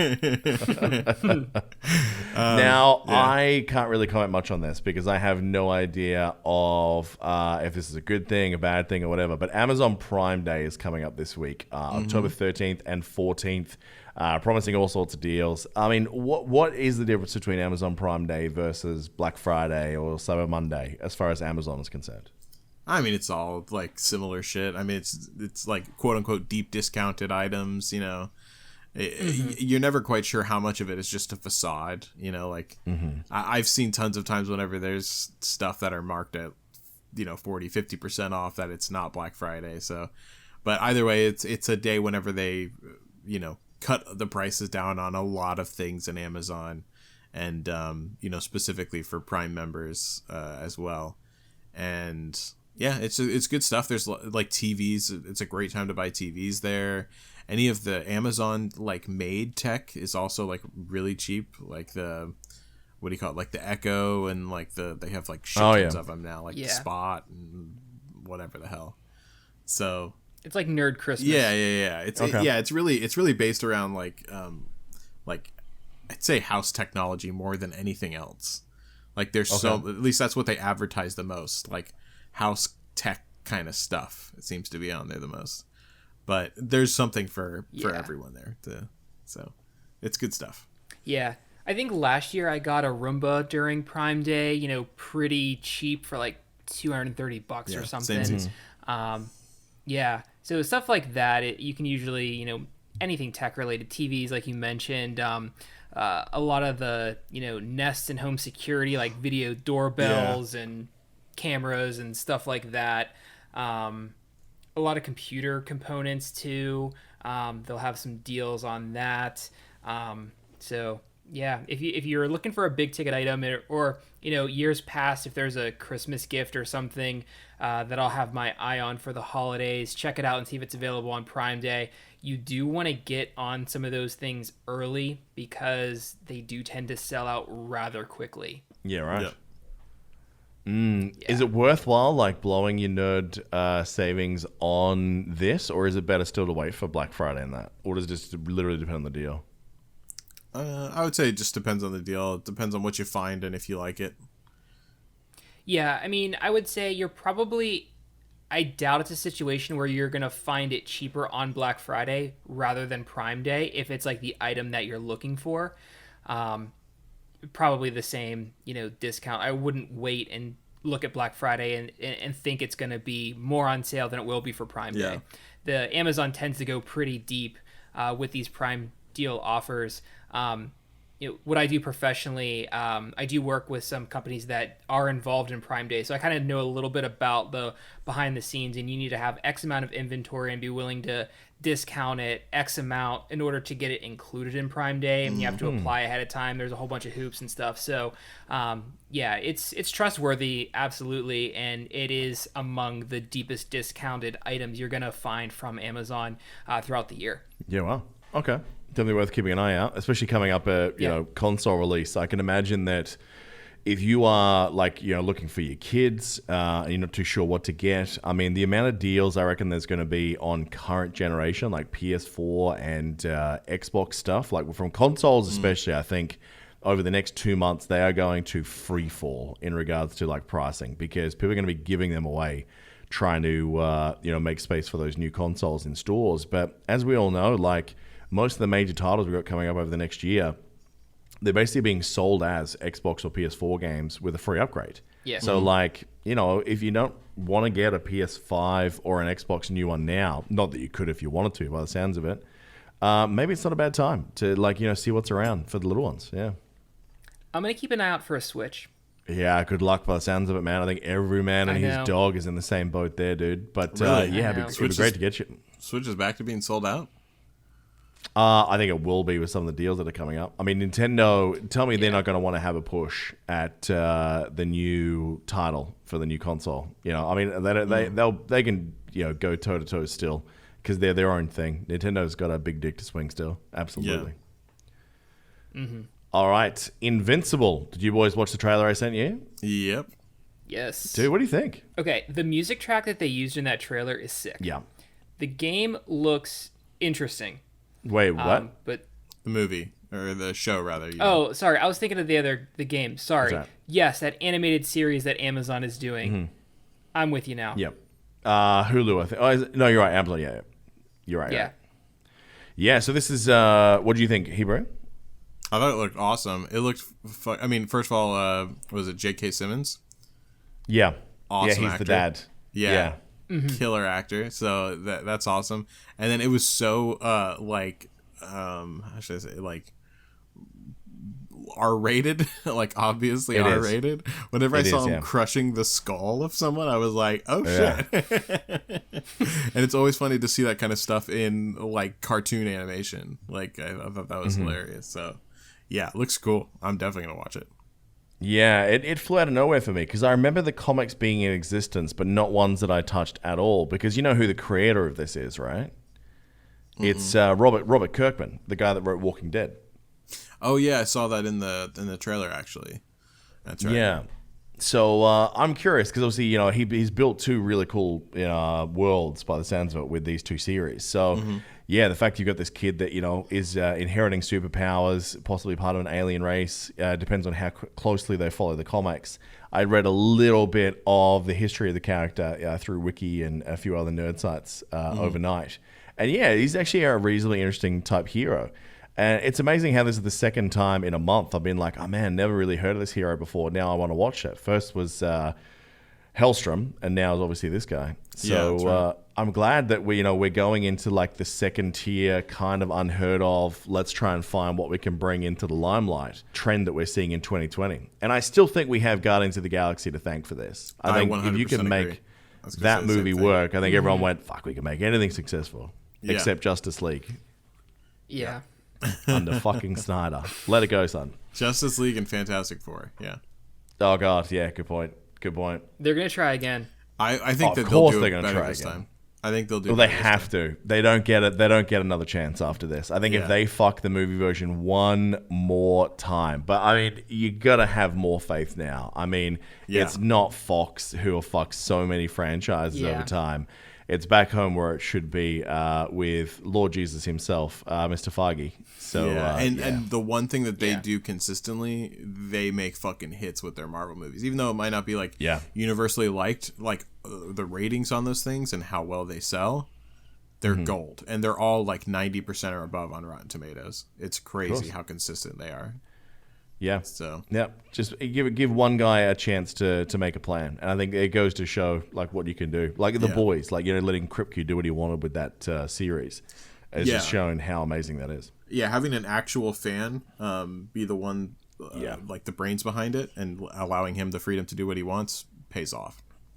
And Absolutely. people come to realize that. Oh yeah.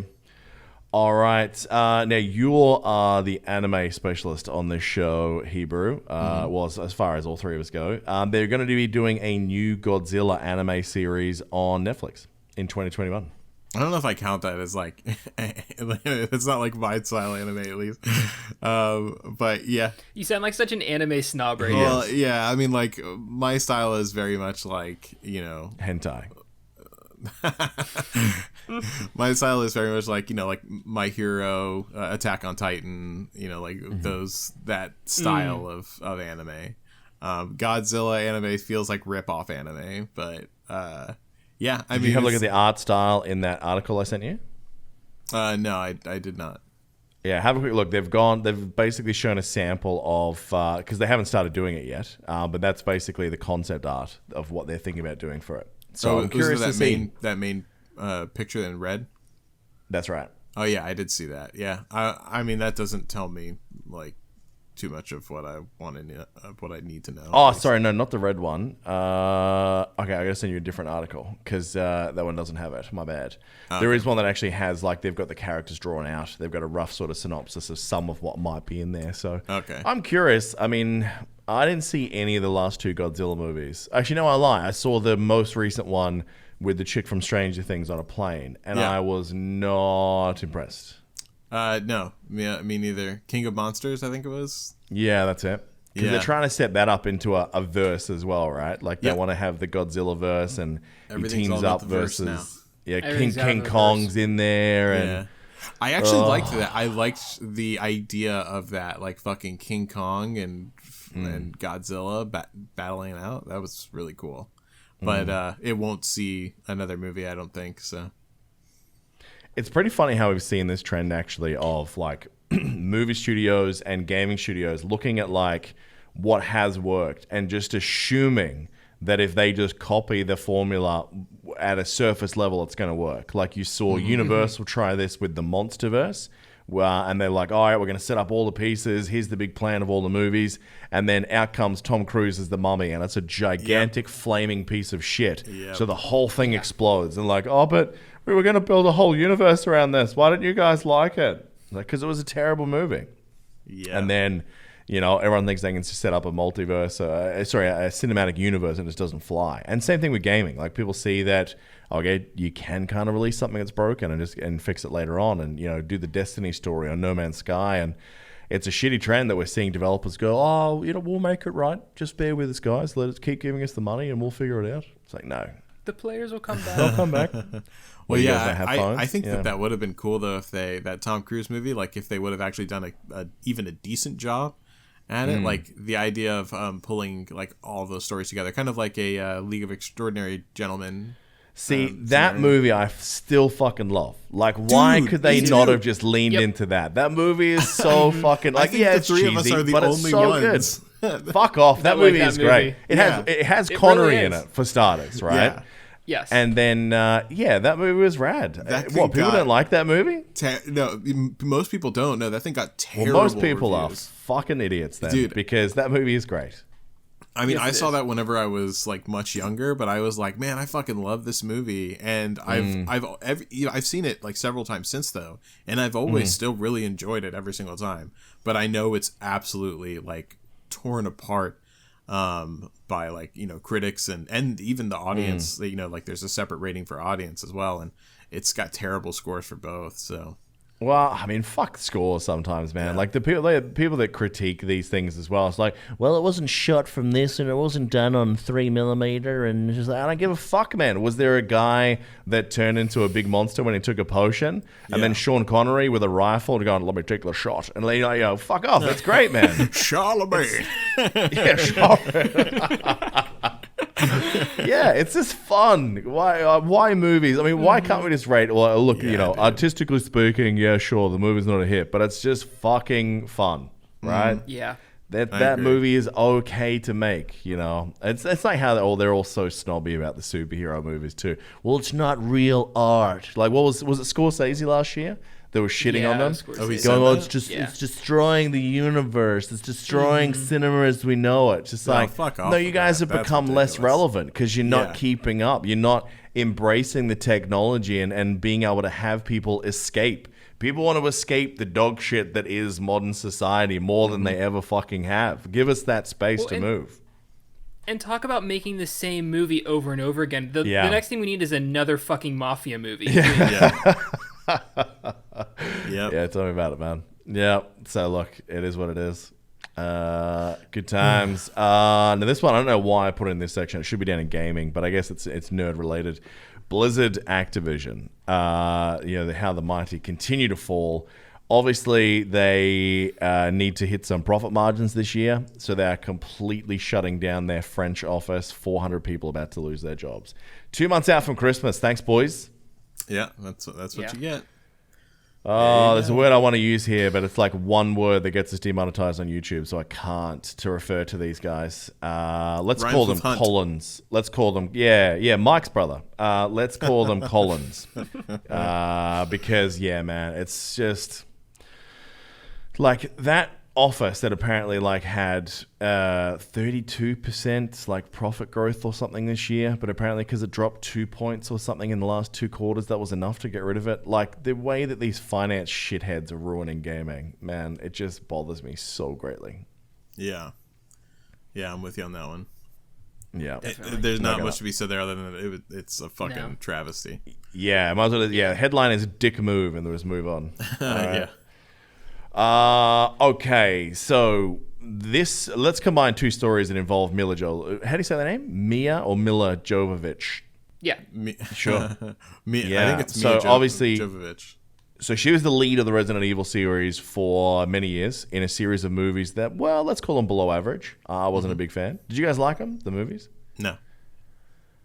I thought they were okay. I mean, Yeah. as a cheesy Resident Evil movies go, I didn't think they were horrible. I mean, I think if you just had them as like generic sort of like trashy, low-grade horror action-y flicks, sure. I think calling them Resident Evil movies is being very generous with that licensing. You know, it's like what we talked about with Assassin's Creed last week. Like, the new games are not Assassin's Creed games. They're just fun open-world RPG games, right? Yeah. Yes. So she is now the lead of the new Monster Hunter movie, which looks like they've taken the same idea that they did with Resident Evil, which is like, let's just put the title on there and then we'll just make it whatever we want. So the teaser trailer's been out for a little while now. New details are evolving because this movie is apparently coming out in December. That Monster Hunter, the movie, is a thing. And the beast that pops out of the sand dune looks authentically from that universe. Everything else feels like not Monster Hunter related at all. In that game, I remember playing with a big two-handed sword, wearing some kind of leather outfit in the middle of a jungle. This is her sitting on the back of like an APC firing a minigun in the middle of the desert. It feels like such a weird butchering of the franchise. And until we see it, I guess we won't know. But it seems like they've just gone, yeah, that's a thing that we own the rights to. Let's just slap that name on it and people come watch it. Yeah. It feels they've moved away from the source material pretty hard. Yeah. That sounds like someone just trying to make some money on an IP right there. Well, I mean, the crazy thing is it just might work. You figure everything else has been delayed. This is going to be the only movie anybody's going to be able to see. So, I mean, it's going to make money. Well, I think this is the new scale from movies, though. You don't need a 1 through 5 star system anymore. The new system is it worth getting COVID to go watch it? That's the new thing, yes or no. And if they say no, then stop talking. I don't want to know about it. I don't think this is a movie that is worth catching COVID or worth risking COVID for. Not at all. Yeah, I would agree with that. Now, Yeah, I don't think I'm risking it. no, me either. Now, what feels like a great move, though, is that getting rid of what they've done with the Resident Evil movies and starting again and actually dipping into the lore of the Resident Evil games is a great idea, in my opinion. And they've now announced the cast. Now, I'm a bit of a Resident Evil noob. We've discussed this. I bought them all on sale about 2 weeks ago, though. I am going to play through that whole series at some point with all the time I don't have. Wow. So they've announced the cast. Did you guys open the article that I sent you for this? Yeah. It has the full cast. indeed. This cast looks fucking amazing and perfect for what I have seen from the games. Yeah, I agree. I agree totally. Yeah. So it's quite funny with how they've said for the character that's being cast as Claire Redfield Hebrew, in that most people are saying, oh, that's a chick from Maze Runner, is how they've put it in this article. Whereas I'm positive you and I have spoken about the TV series Skins, haven't we? That you're talking about Not us? the EU series? The UK the series European- Skins. Yeah. Yeah. I don't know if we've ever talked about it, but I have seen a decent bit of Skins. I'm positive it was once that you had mentioned that you were watching it. Yeah, and I remember saying, I was surprised how much I liked that series. That's where I know her from. She's a great actress from that. I didn't. Which season was she from? She's right out of the gate. She's the youngest Oh, sister with what's of his face from X-Men? And a Battle Boy? That's right. In the Beast, yeah, that's right. Yeah, so same guy. So she's the younger sister, but in the when they go through the main cast going out, they go through like the next generation. Right. She's the link between the two because now she's so she's in almost all the way through right up until the end of Skins. Yeah. Wow. Okay. So Well, yeah, I mean, she's a good actress. I recognize her, and I thought that she's a good actress. Maze Runner wasn't a good movie, but I did see it. I thought that she was good. And that's why it's interesting that that's what they quote her from. So yeah, Kaya Scodelario, I didn't actually know was her name up until this point. It looks like they'll have as Jill Valentine. We're going to have Hannah John Carmen, which is the chick who played Ghost in Ant-Man. Yeah. Not her best role, but she's a really great actress. Yeah, I mean, what she had to do within that script wasn't much, but yeah. She's still I fun was in just that. going to say that. Robbie Amell as Chris Redfield, I think that's actually pretty good casting. But Tom Hopper as Wesker is fucking perfect. That's the guy who great. plays the Yes. giant lad in Umbrella Academy. Yep. Dude, Yeah, that's really, really good. And then having Neil McDonough, who is not in enough things, in my opinion, as Birkin. He played one of the antagonists for a while in Suits. He's played, God, what's that character called? Something dark in the Arrowverse as well. So everything he's in, he's got that sort of snarky, sort of, not ominous presence. Yeah, he was but one of the main villains in there. Yeah. He was in Band of Brothers. That's I right. loved him in Band of He Brothers. was too, yeah.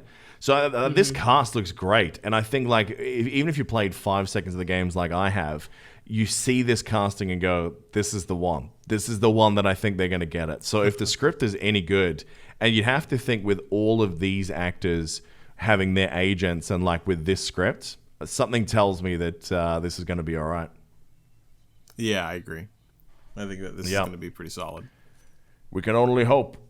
Now, speaking of things that have been dog shit, but there's still hope for, Green Lantern has finally been announced that HBO Max is going to take the gamble. I'll be watching Ryan Reynolds' tweets for the next couple of weeks to see what he has to say about it. There will be a 10-episode run of a live-action Green Lantern series coming up in production at some stage in 2021. We don't know when it will come to screens. But they're not going to be focusing on Hal Jordan or any of the other major Lanterns from movies or cartoons. They're going to be going some more of the side characters. So I'm actually quite keen on this idea. A live-action Green Lantern done the right way could be sick. Now, whether it's going to be part of the global DC-verse, that's still to be decided. Mm-hmm. Well, I think that it's a good idea, and I know that they'll do it right this time, or at least do their best to do it right this time, considering the last one was so bad. But yeah, I think that he's one of the most popular DC heroes, right? He certainly deserves a better showing than what we saw. Doing a Justice League movie with him not in it, having Cyborg in there instead of Green Lantern, felt like a real slap in the dick to me. Yeah. What about what's-his-face, too? Marvin? No, not Marvin the Martian. Martian Manhunter? Yeah, Martian Manhunter. There we go. Wasn't he, the main person in the Justice League? Not really. He was definitely involved, but yeah, he wasn't necessarily in the core group, no. Oh, okay. Never mind then. DC isn't my specialty in the slightest bit, so. It's okay. It's okay. Now, Piker, we watched a trailer that came out last night for We did indeed. about 8 minutes. One of the longest trailers I've seen in a while. It feels like they showed most of the first episode. Resident Alien, sci-fi series starring Alan Tudyk, coming out January in 2021. What do you think, dude? I think I'm going to have to watch this thing. Really interesting premise for a show. And over the past couple years, I've been pleasantly surprised at the quality of some of the shows that Sci-Fi has put out. Same. This looked really original. If you haven't seen the trailer, check it out. Do take some time because you're going to be there for a while. Like you said, it's long as hell. But, an alien hiding out and kind of assimilating into human form and trying to, go undetected. I'm interested to see what they do with it, and I really like that actor.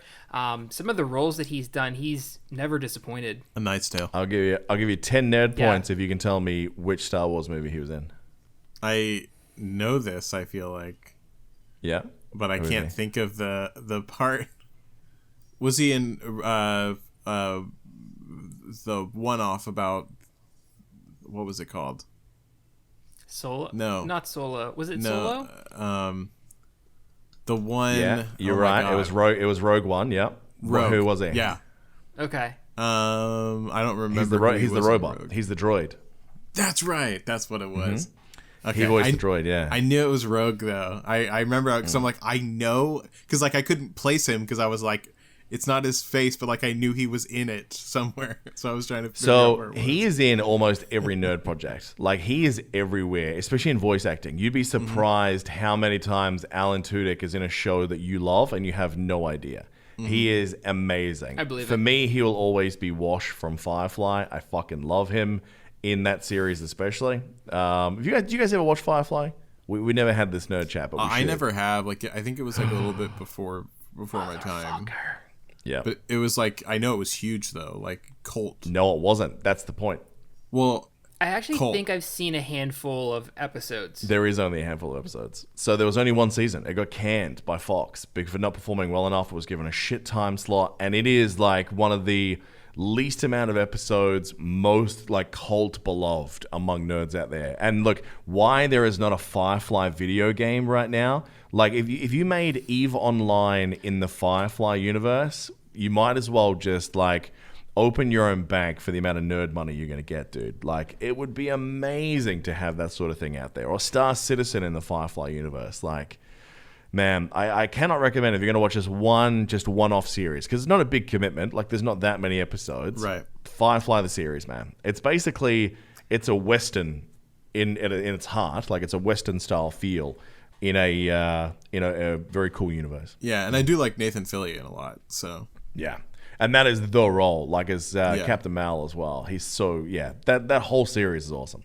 Yeah. All righty then. What was I talking about? I don't even know at the moment. Resident Alien, yeah. So this game looks, this movie, this show, whatever the fuck it is, it's a TV series. This TV series, it looked really, really good on Sci-Fi. I read a little bit more about it after we watched the trailer, Piker. So it looks like his mission was basically he was sent to Earth to destroy all humans. That's why he's there. Oh, and then now because he was forced through the circumstances you saw in the trailer, it's about him now trying to assimilate to try and hide who he is. But as a result, he has to learn more and spend more time with humans. And then he starts to maybe get conflicted about, should I really be doing this? Should I really, murder this entire race of people? So I'm really curious to see how that all goes. Yeah. Yeah, I'm definitely hip to that. Looks good, man. Looks That's really pretty good. cool. All right, finishing off the nerdy news with all the bad things, but it is the theme of the nerdy news this week, and that is everything's delayed. Nothing else happens in 2021. They're emptying the space. They're allowing the last 2 months of the year to finish the apocalypse, and then next year in the aftermath, when we rebuild the world, that's when everything will be. So Wonder Woman 84, Patty Jenkins is doubling down and saying under no fucking circumstances is this movie going to be coming to streaming before it comes to a cinema. She's saying we need to support the cinema industry right now, because if we don't have some big cinematic experiences, that movies will die. And everything will be streaming, and there'll be no first dates anymore when you go to a movie. There'll be no big immersive experiences. They'll be all gone. So she's really, really saying that she is pushing as hard as she can to make sure that Wonder Woman 84 does not release on HBO Max before it has been in cinemas. So that's still on slate for Christmas Day this year. It sounds like somebody negotiated royalties pretty heavily into their contract. Yeah, right? for real. That's what it feels like for me. I was going to say the same thing. Yep. I honestly don't think that this is a noble cause. I feel like there's something else going on. But it's pretty hard to feel good. To feel bad for the companies that have charged us $25 for a bag of fucking popcorn for decades. Man. Exactly. Like, that's the thing. I just don't buy it that, like, oh, we need cinemas. And I'm like, no, I need a couch and a TV, and I have those. Yeah. So yeah, I can't take a bucket of that. KFC chicken and just like have grease pouring down my beard into my shirt while I'm watching a movie with my pants off. I can't fucking do that. Exactly. There's so much more we can do at home while we're watching a movie. And it was weird that I was doing that to porn as well. Well, that's the thing. It's just there is so much more freedom to do it at home. I'm not saying that we should never go back to movie theaters. I mean, whenever things open back up, like legitimately and safely, and if there are still movie theaters around and everything like that, and then they want to re-release through movie theaters, that's fine with me. But right now, like, if you're making shit, I mean, we can't just give up on movies for potentially who knows how long. So it's like you're just going to have to deal with what the times are, and you're going to have to release them in some streaming format, because that's what's most safe right now. So I say you should just do it. And I feel like this is angled to be a noble cause, but this is not a noble cause. Pika, like, hit the nail right on the head there. Yeah. So, and they got a lot to fight up against too, because obviously not only all that, but like it's pretty hard to fight with Netflix and chill. Like, you invite someone to watch a TV show at your house, like it could evolve into something. And until they allow blowjobs in movie theaters again, I feel like you're batting up against it, man. That's hard. You're swimming against the current right there. Delays. This one hurt real bad, especially because we just got the trailer boys. Dune, as you fuckers call it. Yeah. Delayed October 2021. Yeah. I wasn't surprised. I'm okay. It gives me more time to read the books. Yeah. That is actually a good thing. And go back and play the old shitty video games too, because you can. Yeah. Yeah. That hurts. One that doesn't hurt though is Jurassic World Dominion. So they had a lot of COVID delays, and wasn't there like a massive injury on set as well? Jurassic World? Yeah, well, this is the one where now the dinosaurs that got let loose have actually taken over the world. So this is the one I actually kind of want to see, because it's not just like in the park; it's like they're out now. Because How the would they have end of the taken last over one. the world? I feel like that's not. Remember how logical. at the end of the last one that some of them got out into the wild? Yeah, but still, like I don't know how they would have taken over the world with guns. Well, they did. Is this like Jurassic World they meets ate the Planet guns. of the Apes? They ate the guns, is what happened. Yeah. Yeah. So what's I happening feel is like I feel like that's a ridiculous premise. I mean, we're very good at making animals extinct. That's our fucking No, I'm specialty. pretty sure in this one that Andy Serkis is a talking T-Rex that has evolved to the point that he can now hold a modified AK-47 that can be fired with two tiny arms. Is what happened. Yes. Yeah. Fair enough. And then they're now running a militia in Wisconsin. There we go. Yeah, all of this now makes sense. Yeah. Yeah. Chris Pratt got fat again, and so the world is ending. I would fucking watch that. But did he really get fat again? Well, no. So do you remember like That'd be pretty great. Star-Lord Chris Oh, Pratt you from talk like about Parks this and the Rec? other day. Yeah. Mm-hmm. That dude is carrying like seriously extra like 60 pounds on him. Yeah. And then he signed that fat Marvel contract, he did. and the dude got buff AF. Oh shit, I would. If someone paid me that kind of money and gave me a trainer as well, I'd be jacked today. Well, he did say. I remember this in because I'm a huge Parks and Recs fan, so I remember this from an interview. Yes, that sir. He did. Oh yeah, me and you, dude. Yep. Fucked you. So Whoa. the an interview that I saw with him, he was saying like, because he was in like the OC and stuff like that as well. That's and right. He was saying that like he actually like is like kind of naturally skinny, but he kind of had to put on weight to get roles, because he was always casted as kind of like, he could only get cast as like kind of funny-ish loser guy after his OC stuff. And so that's why he was Andy Dwyer for so long. And then ironically, that kind of was the thing that opened the door for him and landed him a role, but they did want him to be skinnier, and he fucking hates it now because he's so used to being like Andy Dwyer level fat. So he said he fucking hates all the extreme workout that he had to do. So he very quickly put the weight back on a bit. It's not back to where it was, at least not from what I've seen, but like you could tell they even poked fun at it in Avengers Endgame, right? Like You mentioned that before, they did that a couple of times. So well done. That's been delayed, Jurassic World Dominion, until June in 2022 now. So that's been pushed way back. James Bond has been pushed back to April 2021. The Batman has now been pushed all the way back to March in 2022 as well. Wow. One flash of good news, though, is that The Matrix 4 has actually been brought forward to December 22 next year. So it's a bit over a year away. We're having more Matrix. Always works his magic. That's the one man that Keanu never lets saving us the down. world, dude. Yeah, man. Absolutely. Keanu for president, I say. I think you guys could do far worse than Keanu Reeves. Are you serious? Can you imagine that? Just signing off, just like, my fellow Americans, just be excellent to each other. Just sign off like that. I would fucking watch that every day. I just got goosebumps. Make that fucking movie, at least. Like, so we could live vicariously through that. Come on. Make it happen. I would just love in all of his debates if he just came out as a different character of his every single time. Yeah. Point break. Like when the debate's not going well, it just points his gun in the air and it's like, "Ah!" That would be awesome. Oh, I'd watch the shit out of that. Fucking make it happen, dudes. Yeah. All right. DC has sort of had its whole schedule realigned, mainly because of Wonder Woman. So we have the Flash movie has now been delayed until November 4th, 2022. Fuck, that movie's been in development hell. Shazam is going to be June 2nd, 2023. And Black Adam was going to be December next year, and now they haven't given it another date. They've just removed it from the slate. So I don't know what is going to happen now. I thought anyway, so I'm not surprised by that in the slightest. Well, I don't know. That was weird, that whole thing. But yeah, I mean, what happens with the DC universe now? Like, I feel like if you're slow walking it to that level while you're trying to rebuild something, especially in the post-Snyder and like what's going to be what. And then there was rumors that Henry Cavill has re-signed as Spider-Man. Spider-Man. That'd be pretty ace, though. Superman. Who knows? Yeah, I heard about that too. So it's rough seeing so many projects being pushed back to potentially into the 2022 window that I really want to see. It's fine for me giving them some distance between the last couple of DC movies. Like the only one that's done. I think we talked about this like a couple of times even. Yeah. But like Aquaman, decent.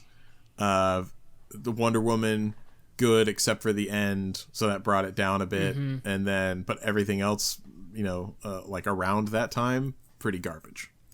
And some spectacularly garbage. So, yeah. What happened to Aquaman 2? I'm going to do the super professional thing that I do every week and type this out right now. I thought Aquaman 2 was like a thing. I mean, it's definitely supposed to be coming because it sold well enough to, validate a sequel. But 2022. Yeah, that sounds about right. Yeah. That's nuts. How is that happening where like DC has screwed the pooch on this and yet somehow we're going to have another 5 fucking Avatar movies? What world are we living in that's a thing? Wait, we're having more Avatar movies? You were not aware of this? Dude, they've already filmed like another 2. Like Avatar 3 is in filming or close to wrapping up already. They've been filming this in, I want to say, New Zealand for a while. Wait. It's he wants it to be a six movie Avatar, run. Like, as in the Airbender? No.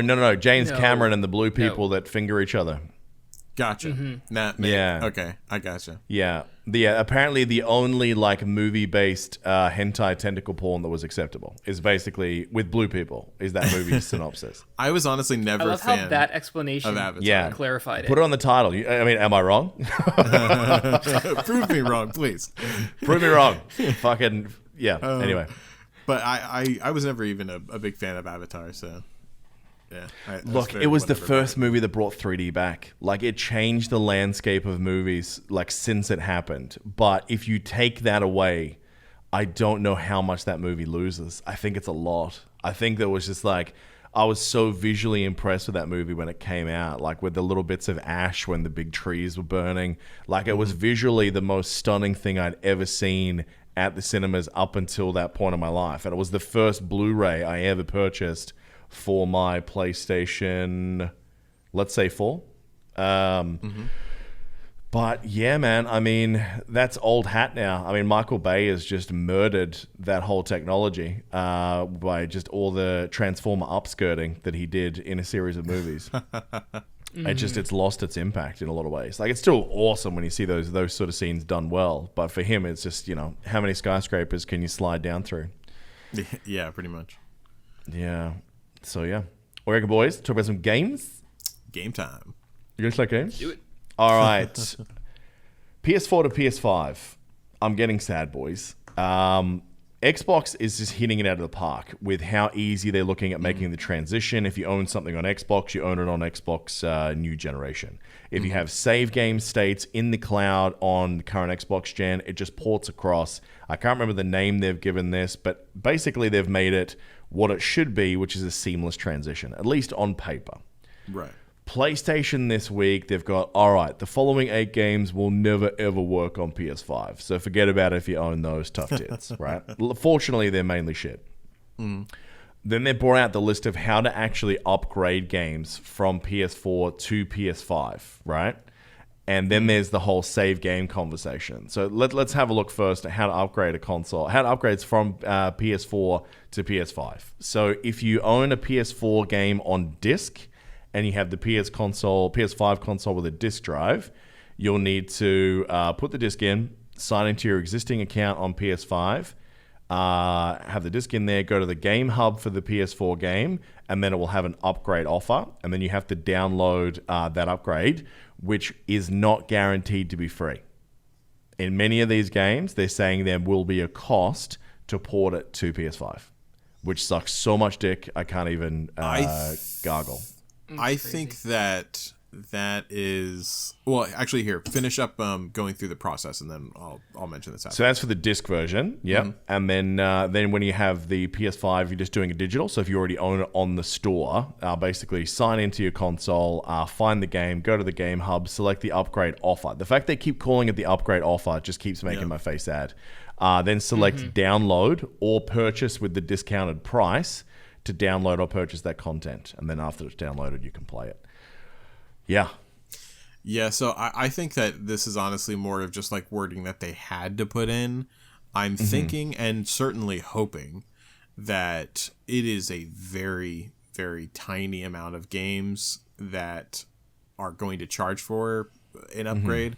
And I'm imagining that they're probably like very like more independent studio games rather than like the bigger titles that most people. Well, I don't know, like because they're doing this with Sony, like they're doing this with Spider-Man. Like if you want to get the Spider-Man, extra 6 inches edition, it's fucking you have to buy the whole thing over again for PS5. Like so, they're doing it with their own first-party shit. That's what has me worried.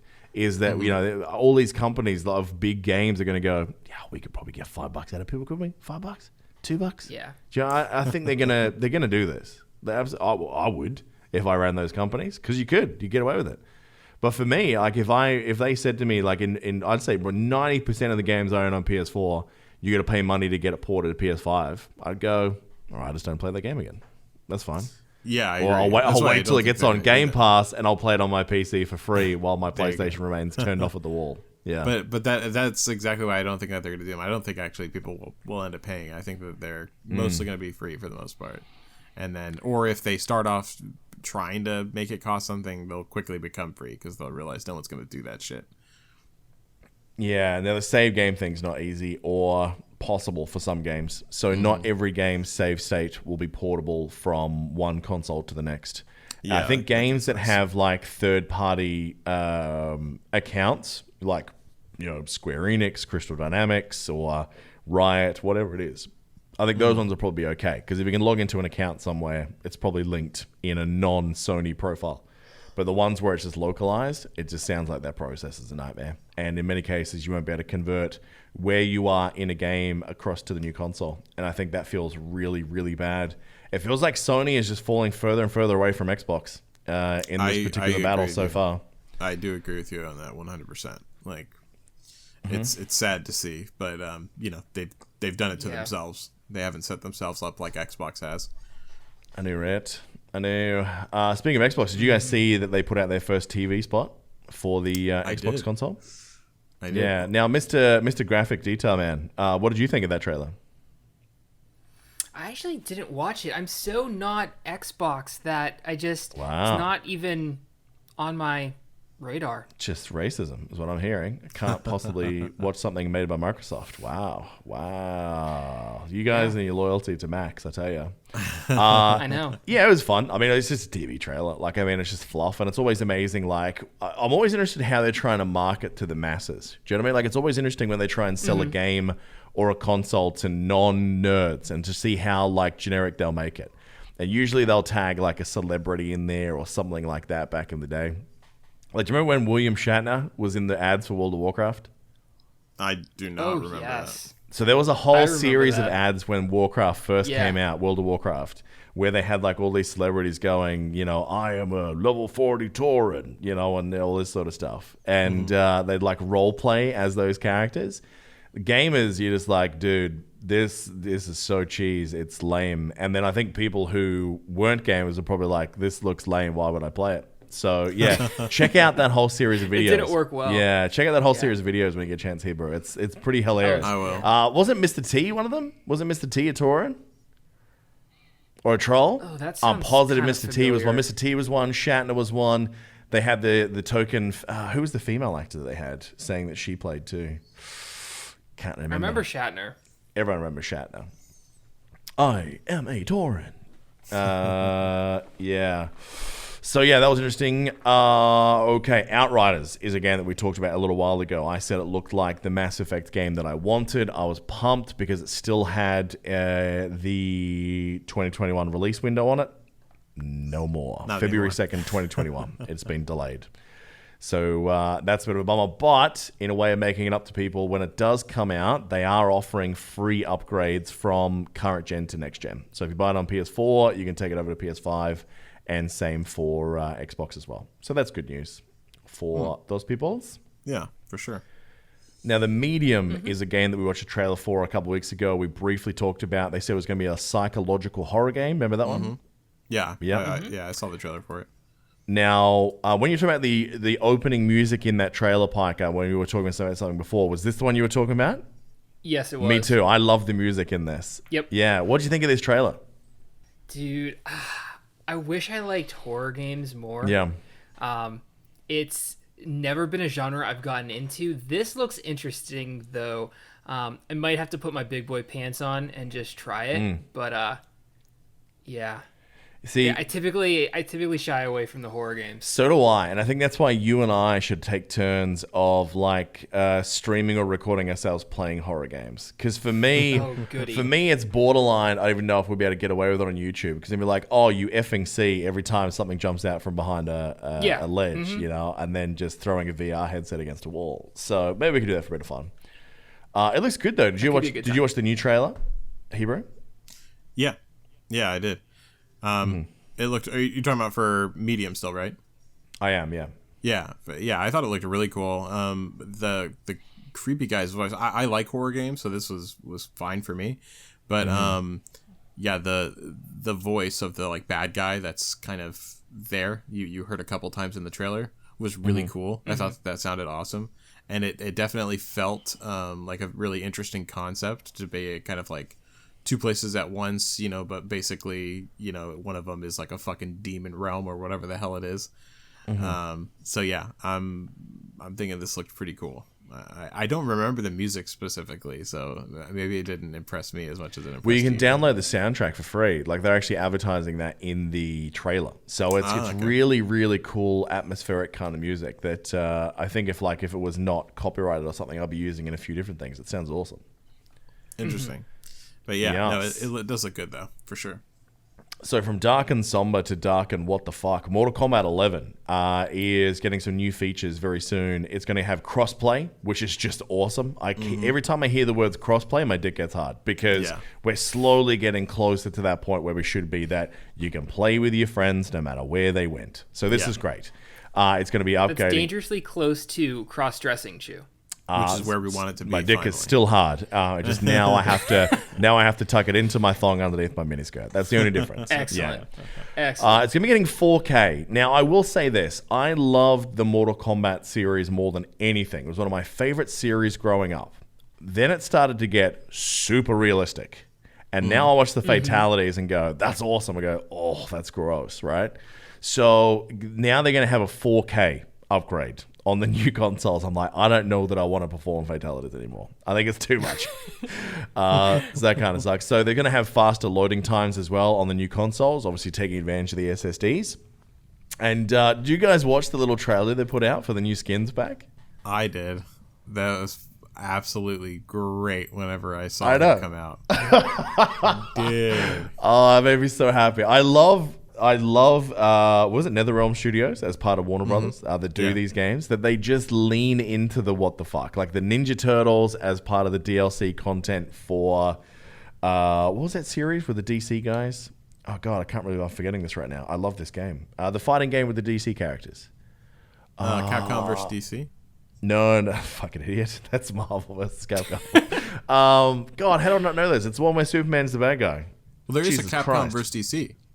I keep going to say Uncharted. Capcom versus DC? Yeah, I'm pretty sure there's a Capcom versus DC. There's Mortal Kombat versus DC. Once upon a time. That's what it was. That's what it was. Yeah. Yeah. Fuck, why can't I think... the Suicide Squad one? No, I'm going to have to fucking Google this now because it's going to drive me crazy. I've lost so many nerd points for not remembering this. Fighting game, NetherRealm, DC. It's called... Christ, what was this thing called? This is super bad for podcasting. I'm probably going to leave it in though. God. Injustice. The Injustice series. For fuck's sake. How did I forget that? Oh, yeah. That's right. Yeah, the Ninja Turtles were in that towards the end. But yeah, for Mortal Kombat, like leaning into the crazy. Did you watch this as well, Piker? The reveal trailer? Yeah, how... Somebody needs to explain to me how this makes sense. Okay, so in this trailer, 'Cause- you have Baraka, and then you have Melina is fighting. So they've released Melina as a playable character soon, and then the character Rain comes out, and then they're fighting and killing each other. It's all great, and then they look towards the jungle as a trap goes off, like a very traditional '80s movie style rope trap in the middle of the jungle goes up through the sky. And then they look in the bushes, and this glorious mullet starts wandering out. And then you see, John Rambo looking with Sly. They've obviously mocapped him from the movies, right? From the 80s movies. So it looks like young Sly. I'm the worst nightmare. And then starts firing guns. So he screams while he does that. it's so good. Like, I haven't seen any gameplay, but I guarantee you that within 6 months, that game will be on a platform that I own. Like, I'm 100% buying this shit. I already own it, but I am going to play it again and get that DLC content because I have to. Absolutely, man. So I bought it on the Switch as like, how will Mortal Kombat run on the Switch? And the answer is so not well, I didn't want to play it. So I'm waiting for that edition that will come out probably in March if their timelines hold like they normally do, which will be the buy this pack and get all the DLC and skins that's ever been. Now, do you play fighting games on the PC or on console? It's always been console. I've never, I don't think I've ever played one on PC. Yeah, it's I always would never on even PlayStation. want to play on PC. So yeah, I'm glad. I was just going to say that. Yeah. I mean, I don't even know how you throw a Hadouken in on PC. Like, how do you scroll from down to right in that 90-degree swing to throw that fireball? I don't Some understand nonsense way, I suppose. Yeah. I mean, people will probably just macro where's the your shit out of credentials? it. Have you ever owned a fight stick? Mine? Me? Yeah. Yeah, I've owned a fight stick. I did it for Soul nice. Calibur. I owned Shit. A badass. I reckon fight I stick. bought that pack too. Soul Calibur 4? This was actually for Soul Calibur 3. Oh shit. Yeah, nice. Yeah. Yeah, I This had the was Street Fighter 4 one as well. Okay, this was not like packaged with it. This was an independent one that I went out and bought. Yeah. Oh, okay. Yeah, you're right. Interesting. Are you a fighting game guy, Piker? So way back in the day, I remember Street Fighter. I remember like the original Mortal Kombats. Played those not for a long time. I've never had a fight stick or anything like that. I've never played Soul Calibur, so I remember like the originals of these games. Well, if you're not into fighting games, what if I told you about this game called Bloons TD? Now you're getting somewhere. Boom.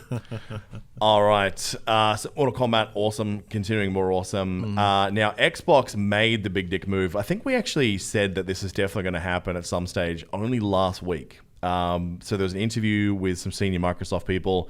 They're saying that Xbox Game Pass will come with a browser-based streaming style solution to iOS in coming years. So you'll be able to stream Game Pass through your Apple products.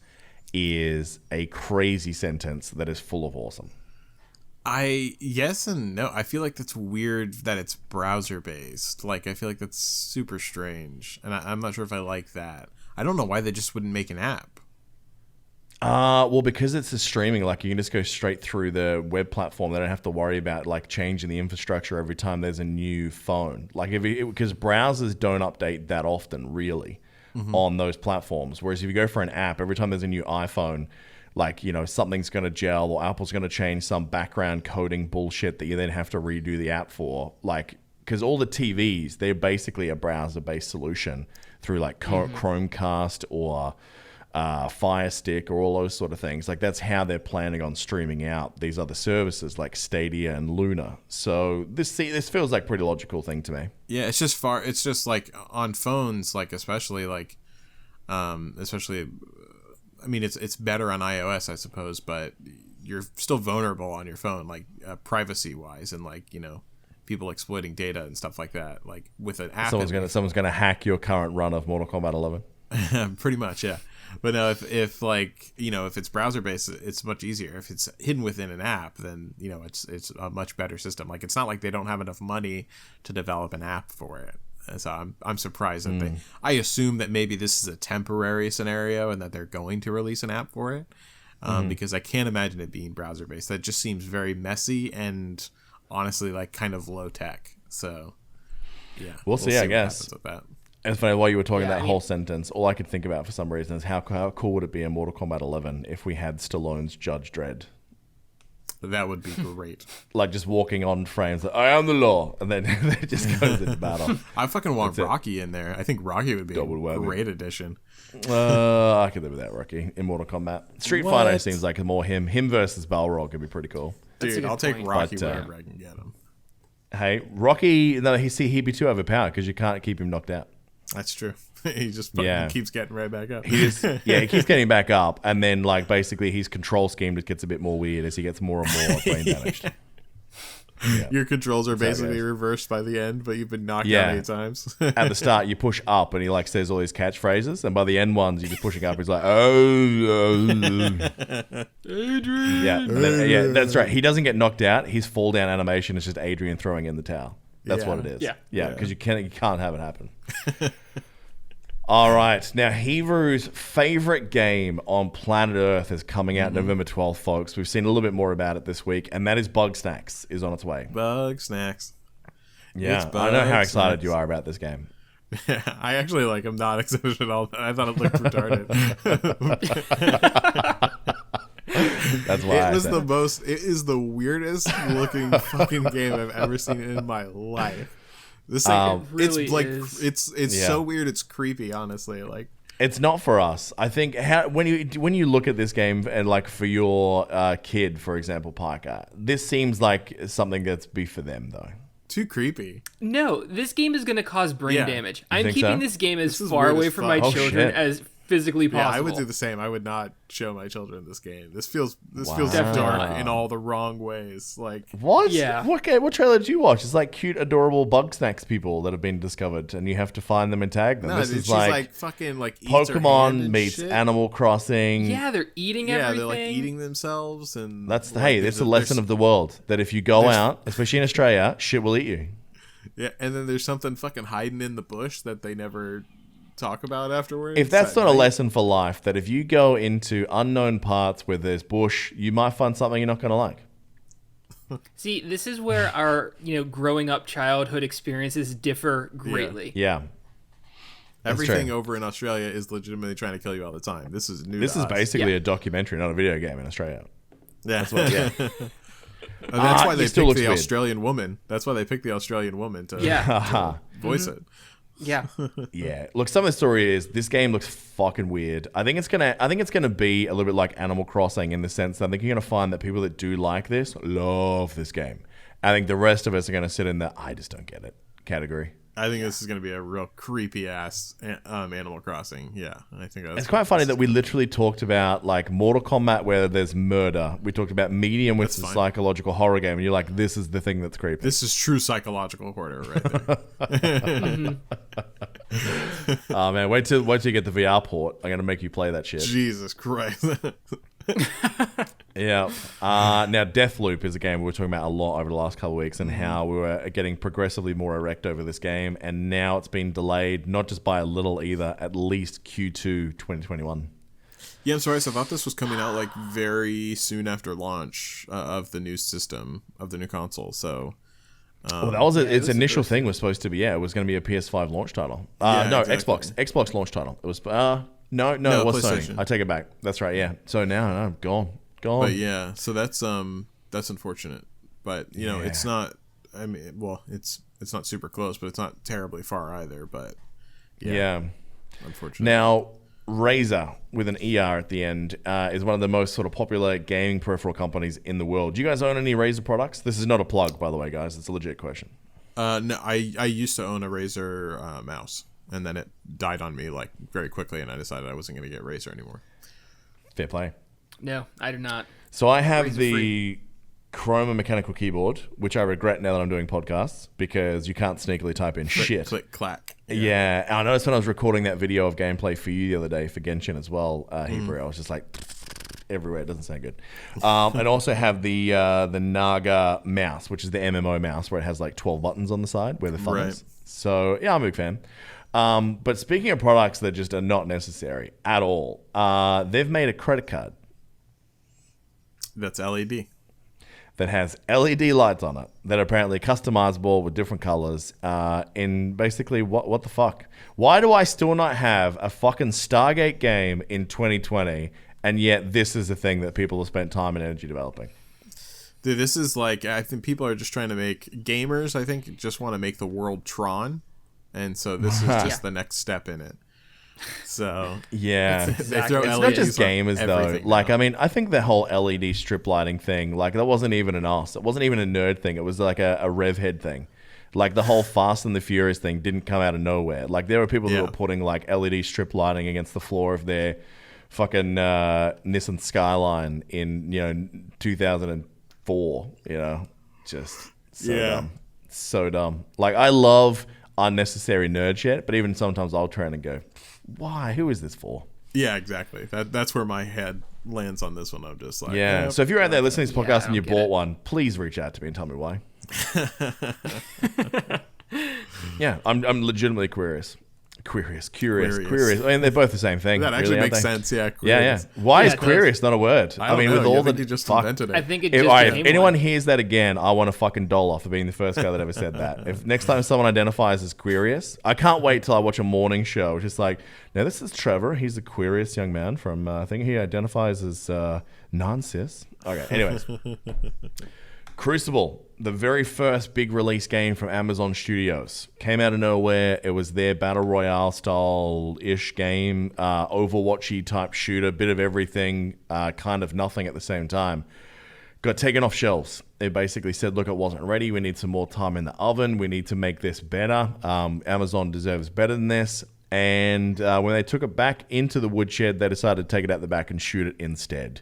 So Crucible is no more. Amazon is saying they need to dedicate all their resources currently to making the New Order, that game that completely fell out of its rotation as well, to make it the game that it should be. So Crucible is dead. Not a great start from Amazon Gaming Studios. Yeah, definitely not. Like everything that I see about Amazon in regards to their games doesn't inspire a lot of confidence.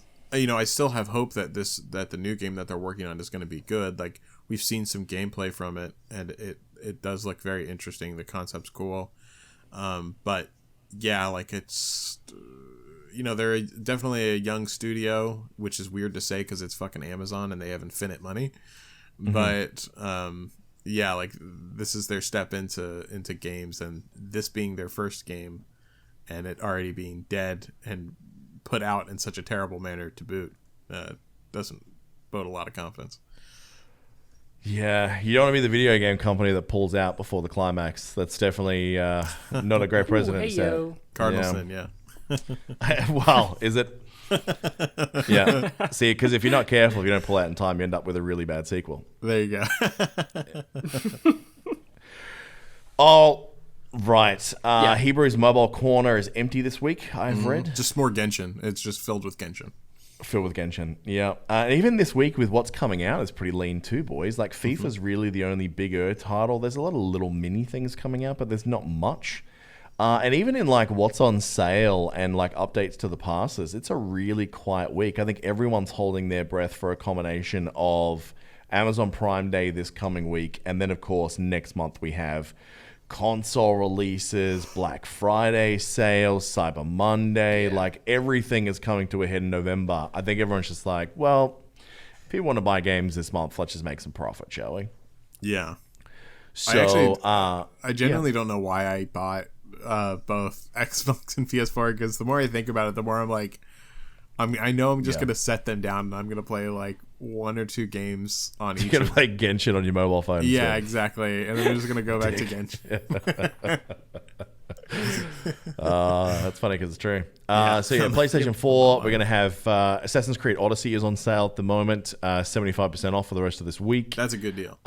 Xbox has Rock Band 4 Rivals as a bundle, which is $15. That's not too bad if you're into those sort of games. Steam, there wasn't too much on there this week. Dead Space, the whole collection is on sale, though. The individual titles are between 50 and 75% off. So Dead Space was a good series. Got progressively worse, but definitely one of those ones that people should play at some point. So if it's cheap enough and you want to put it into the back catalog of Steam, which is ever growing for all of us with games, it's like we'll never ever get to, why not add that to the list? That's what I say. Epic Store, there was no big sales that jumped out at me this week outside of what we already saw last week. But if you are someone that does buy through the Epic Store, just remember that we do have a code over there. It won't get you an extra discount, but it does give us a little bit of cred with those guys. So enter the code Alternerd if you do buy anything through there. But look, folks, buy it where you get the best value. All right, honestly, we want you to play games. If it means we don't get anything, that's fine by me. Boys, we reckon, should we say hello to the people that have shown us some love this week? Yes. Absolutely. I think so. All right. So first of all, let's read out the people who were kind enough to leave us some 5-star reviews over on the Apple Store podcast thingy. Why can't I speak English today? It's what happens when I get up too early for this podcast, boys. Close enough. So we had BP, who said that entertaining 5 stars. These guys are great, entertaining content for the latest in gaming info and other nerd-centric stuff. Check it out. Thank you, BP.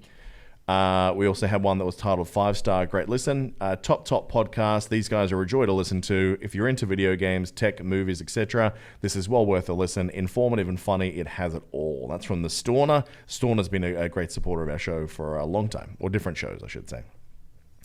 Then we had Hephaestus. Really great to see Chew keeping up in the podcast world after leaving Marvel Strike Force. Takes a while to go through the long episodes, but it's totally worth it. This one will be a little bit shorter. So this one's just for you, Hephaestus. We planned this just for you, my man. Then we had GoBliss15. So Alternerd knows their stuff. I love all the information these guys provide. I'm not sure how they find the time to keep up to date on all things nerdy and awesome, but I appreciate it.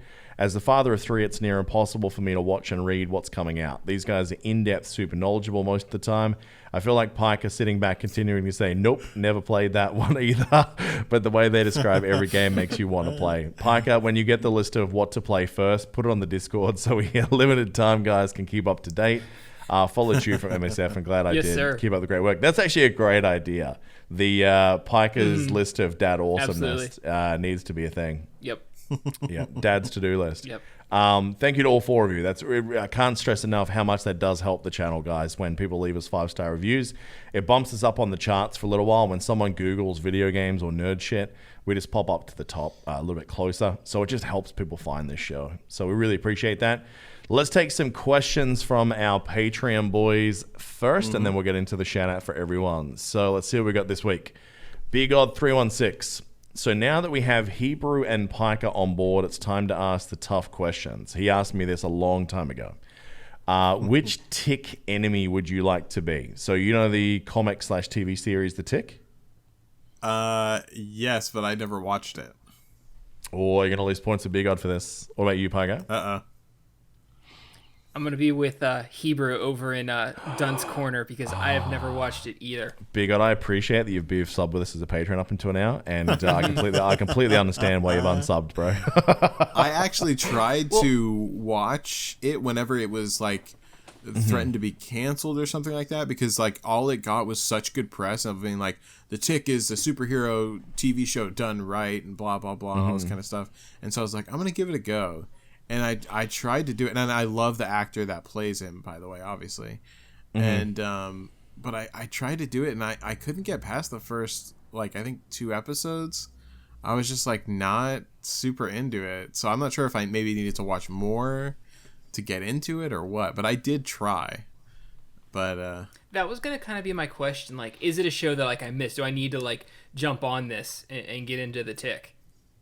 Everyone else besides me, I feel like, would think that you should, judging from how beloved I'd say, it was. Okay. I mean, the animated series was great. You didn't watch the animated series at all? The old one? I did not. I didn't even know there was an animated series. Yeah.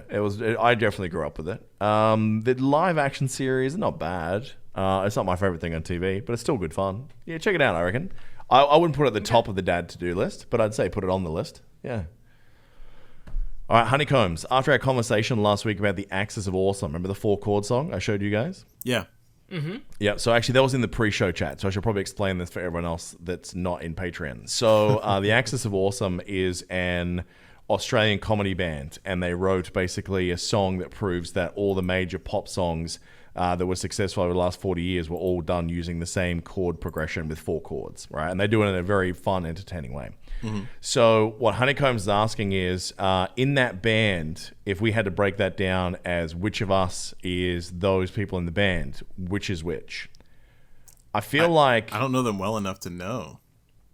Well, just by looking at them, I feel like 2 of them are pretty easy to cast, and you kind of get the leftovers, Hebrew. I mean, let's face it. I'm the big fat dude in the middle. I'm the lead singer. And I'm the tiny dude on the end. Exactly. You're Chicken Little. Yep. Yeah. And then you're kind of the big... I think you're taller than me because I'm 5'11". So you're 6 foot. Okay. So you're taller. Piker looks not like that guy, but he has a very similar kind of, vibe, if you know what I mean. What are you trying to say? I'm saying that you are Chicken Little, is what I'm saying. if you Google Axis of Awesome, this will make much more sense. And then you kind of get the big dopey guy because that's all that's left, Hebrew. Yeah, I'll get the leftovers, I guess. Yeah, you just pop in like every 15 minutes going, come on, Barbie, let's go party. Wait, are they the ones that made that? No, fuck.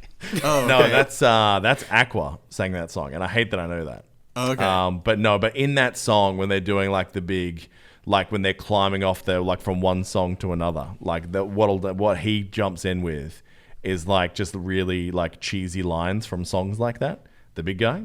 Mm-hmm. Yeah, you have to watch the whole of that clip. You obviously didn't do that, so no homework for you. I'm looking at the video right now. Oh, okay.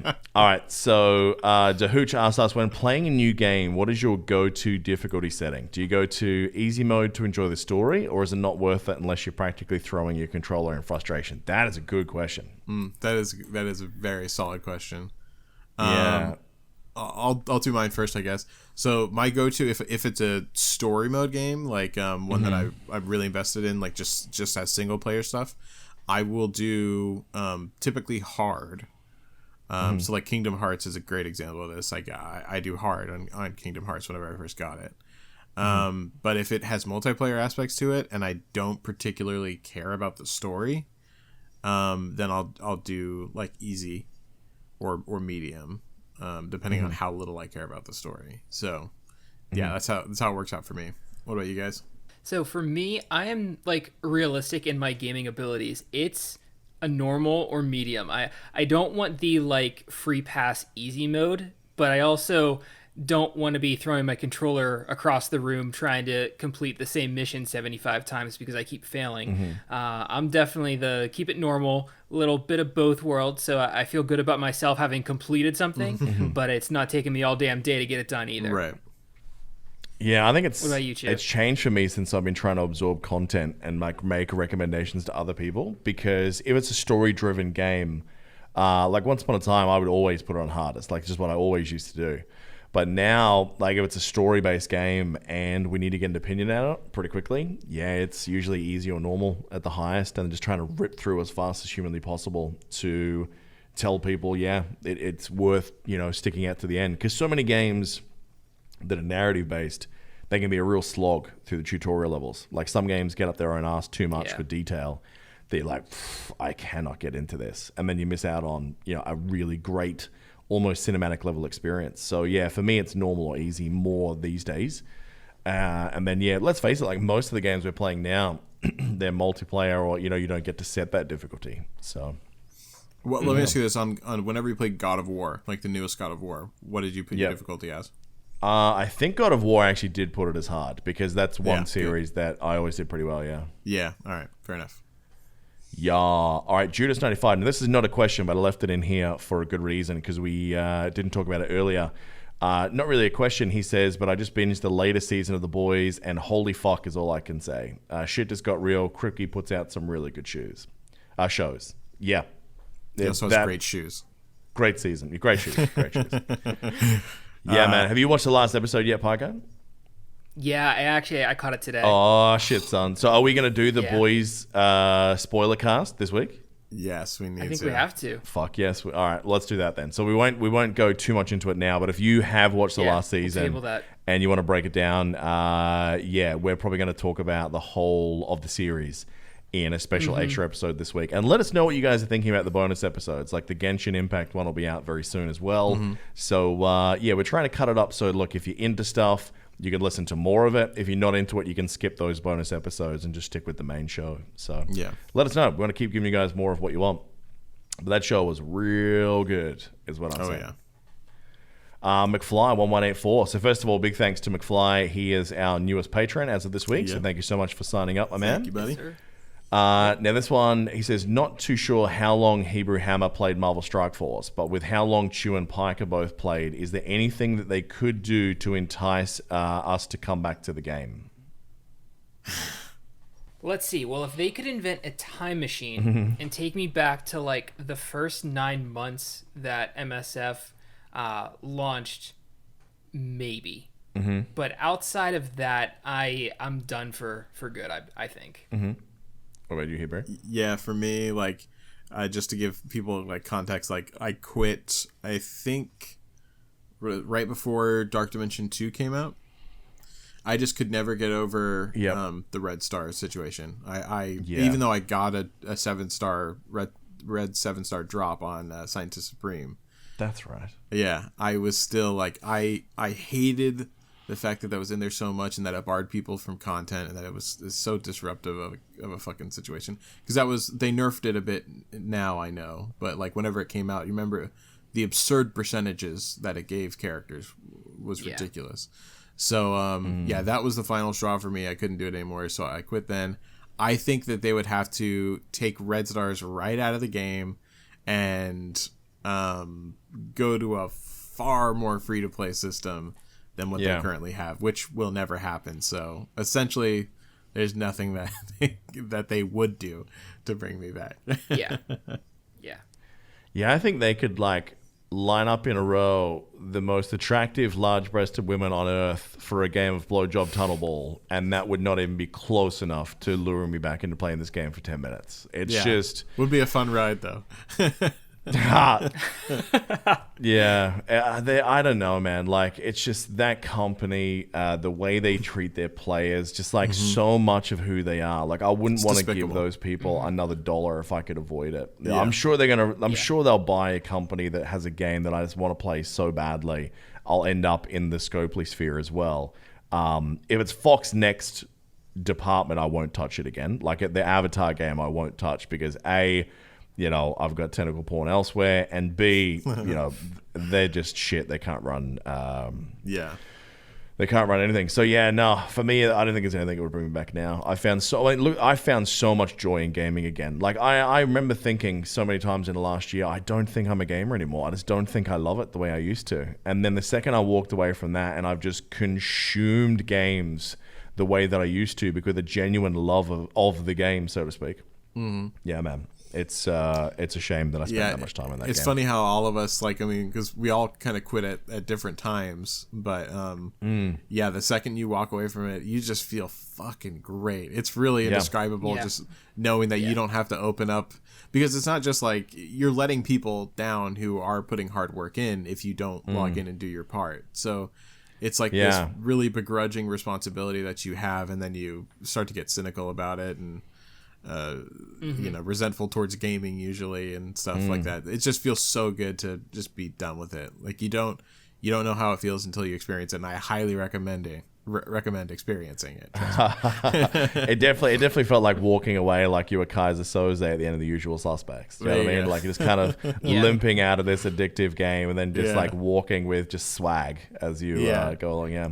I mean, so part two. Yeah. You even said, sorry, I was going to say, like, Pike even said earlier, like, now that he has some space from it, he has, like, more clarity when looking back on it. I've always described it as an abusive fucking relationship. Yeah. Yeah, man, 100%. Like, I don't blame, like, anybody that still plays it and still loves that game. Like, do it. If you enjoy it, if it's healthy, you're not, like, in debt or, anything like that, keep at it, do what you love. But I know for me, once I put it down and once I stepped away, I really saw it and I really felt just how toxic of a game it was in the end.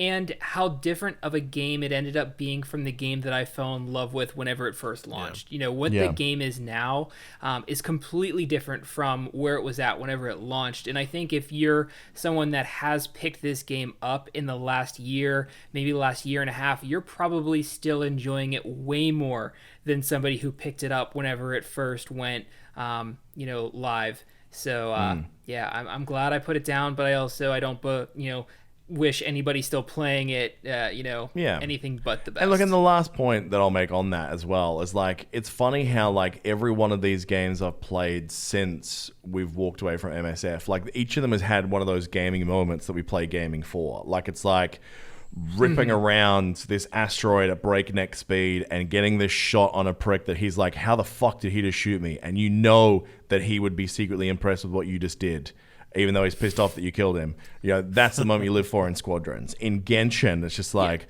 I got that perfect evade, or I got this out and I ripped this guy. I finally found that last Oculus. Whew, the grindy part's done. Now I can go back and have fun. That basically became, Job Simulator 2020, Marvel Strike Force for me. Like those enjoyable moments, or moments where like, oh, pulled that one out of my ass. Just, that is not in that game, Yeah, well, just it highlights low effort, like what low effort content is, because they have a lot of it. Yeah. So now, McFly's part 2 of his question was, how many hours per week do we currently spend gaming? Oh God, since Genshin, the past week, I've spent so much fucking time. Seriously, all of my free time went to something Genshin related. So, but I would say on an average week, not including Genshin or a new game that I really, really like, I probably spend a good, probably like 4 hours a day or so, I would say. Do you think it's that much? I think so, because I have a lot less commitments than you guys do.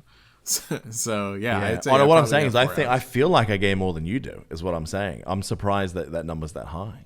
Well, keep in mind though, Maybe I usually play at more games than you do. Like you usually That's are true. on one particular game. I play automatically through 3 or 4 mobile games still.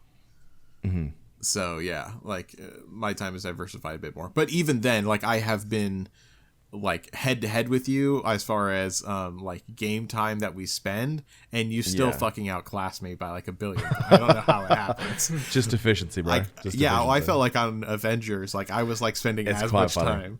And it's quite funny too, because I spotted this in Avengers when I was playing with not just you, but more so with my mates, because my mates were coming in with that game for a while. And it's like people are on the this is where I really saw my personality. We're sitting on the load screen, and you know how everyone has to push X on launch mission to save that 60-second timer? Yeah. Otherwise, you got to count down. Literally, people are having conversations about, oh man, you see the boys? I'm like, hey guys, can everyone just click X, please? So we can get on the fun. Because in the back of my mind, I'm thinking, I would have fucking finished this mission right now. Can we stop fucking around, right? So there is part of me sometimes that if it's multiplayer where you can do the same farm by yourself, and many times for efficiency's sake, I want to do that. Yeah. But sometimes I force myself to go, no, I have to play with other humans. Fine. Yeah. That's why I made a deal with Chew. I was just like, hey, for the new Genshin content, whenever it comes out, you just do your Chew thing. And then you don't worry about making the videos, just record I'll be the 1.1 guy, yeah. Exactly. Send it to us and we'll take care of the rest. Yeah. So that's been good. Piker, less than 1? Oh, so no, I'm probably I do have a little bit of time each day right now. This is the. Do you mean dump time? Because I feel like that's when most people's mobile gaming gets done. Yeah, a little time here and there for sure, but no, I'm probably maybe an hour and a half a day. Maybe. Nice. That's a lot of balloons. Yeah. That's funny. Very good.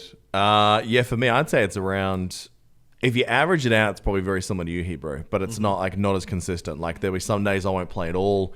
There'll be some days when my wife's watching Kardashians downstairs, I'll be like, oh, I'm just gonna go upstairs, and then I'm playing from 7 to 12. On the days where I'm streaming, there's 2 hours. I'm trying to do more of that again. And then weekends, if my missus and that is out with the kid with friends, from the second she leaves to when they come back, I'll have some 8-hour days sometimes. So I'd say on average it's probably 15 to 20 hours a week if you really think about it. Of late, anyway, because I've been playing so many fucking games for this podcast. That's led to Fridays being family day, because I said to my wife, I'd like pick one day of the week and I will not touch a video game that day. How's that sound? Right. So that's working out okay for us. Yeah. But we'll see. We'll see. It depends on the cycle. Like there'll be other times where it'll be far less. Like my time on phone. Like, so I will say this, that since I'm playing it like this, my time when I am with my family, I just don't have my phone on my hand now. So like my game time is my game time. The rest of it's with them. So that's definitely changed a lot. When it was Strike Force, it was you're kind of always half in, half out. So yeah. That's true. All right, the real question's coming out from our friend Fat Honey Badger. How do you boys like your eggs? And what is your favorite breakfast that you make? Pike, I'll let you go first for that one. Okay, so probably the gaming system that I would keep, for the rest of my life. That's the next question. Oh, do the breakfast one first? Yeah. All right. So I actually have a good one. My favorite way to have eggs is really, anyway, I don't have too much of a preference. Over easy, scrambled, sunny side. I'm all good with any of them. We talking hard-boiled eggs, not the biggest fan, but whatever, I'll eat them.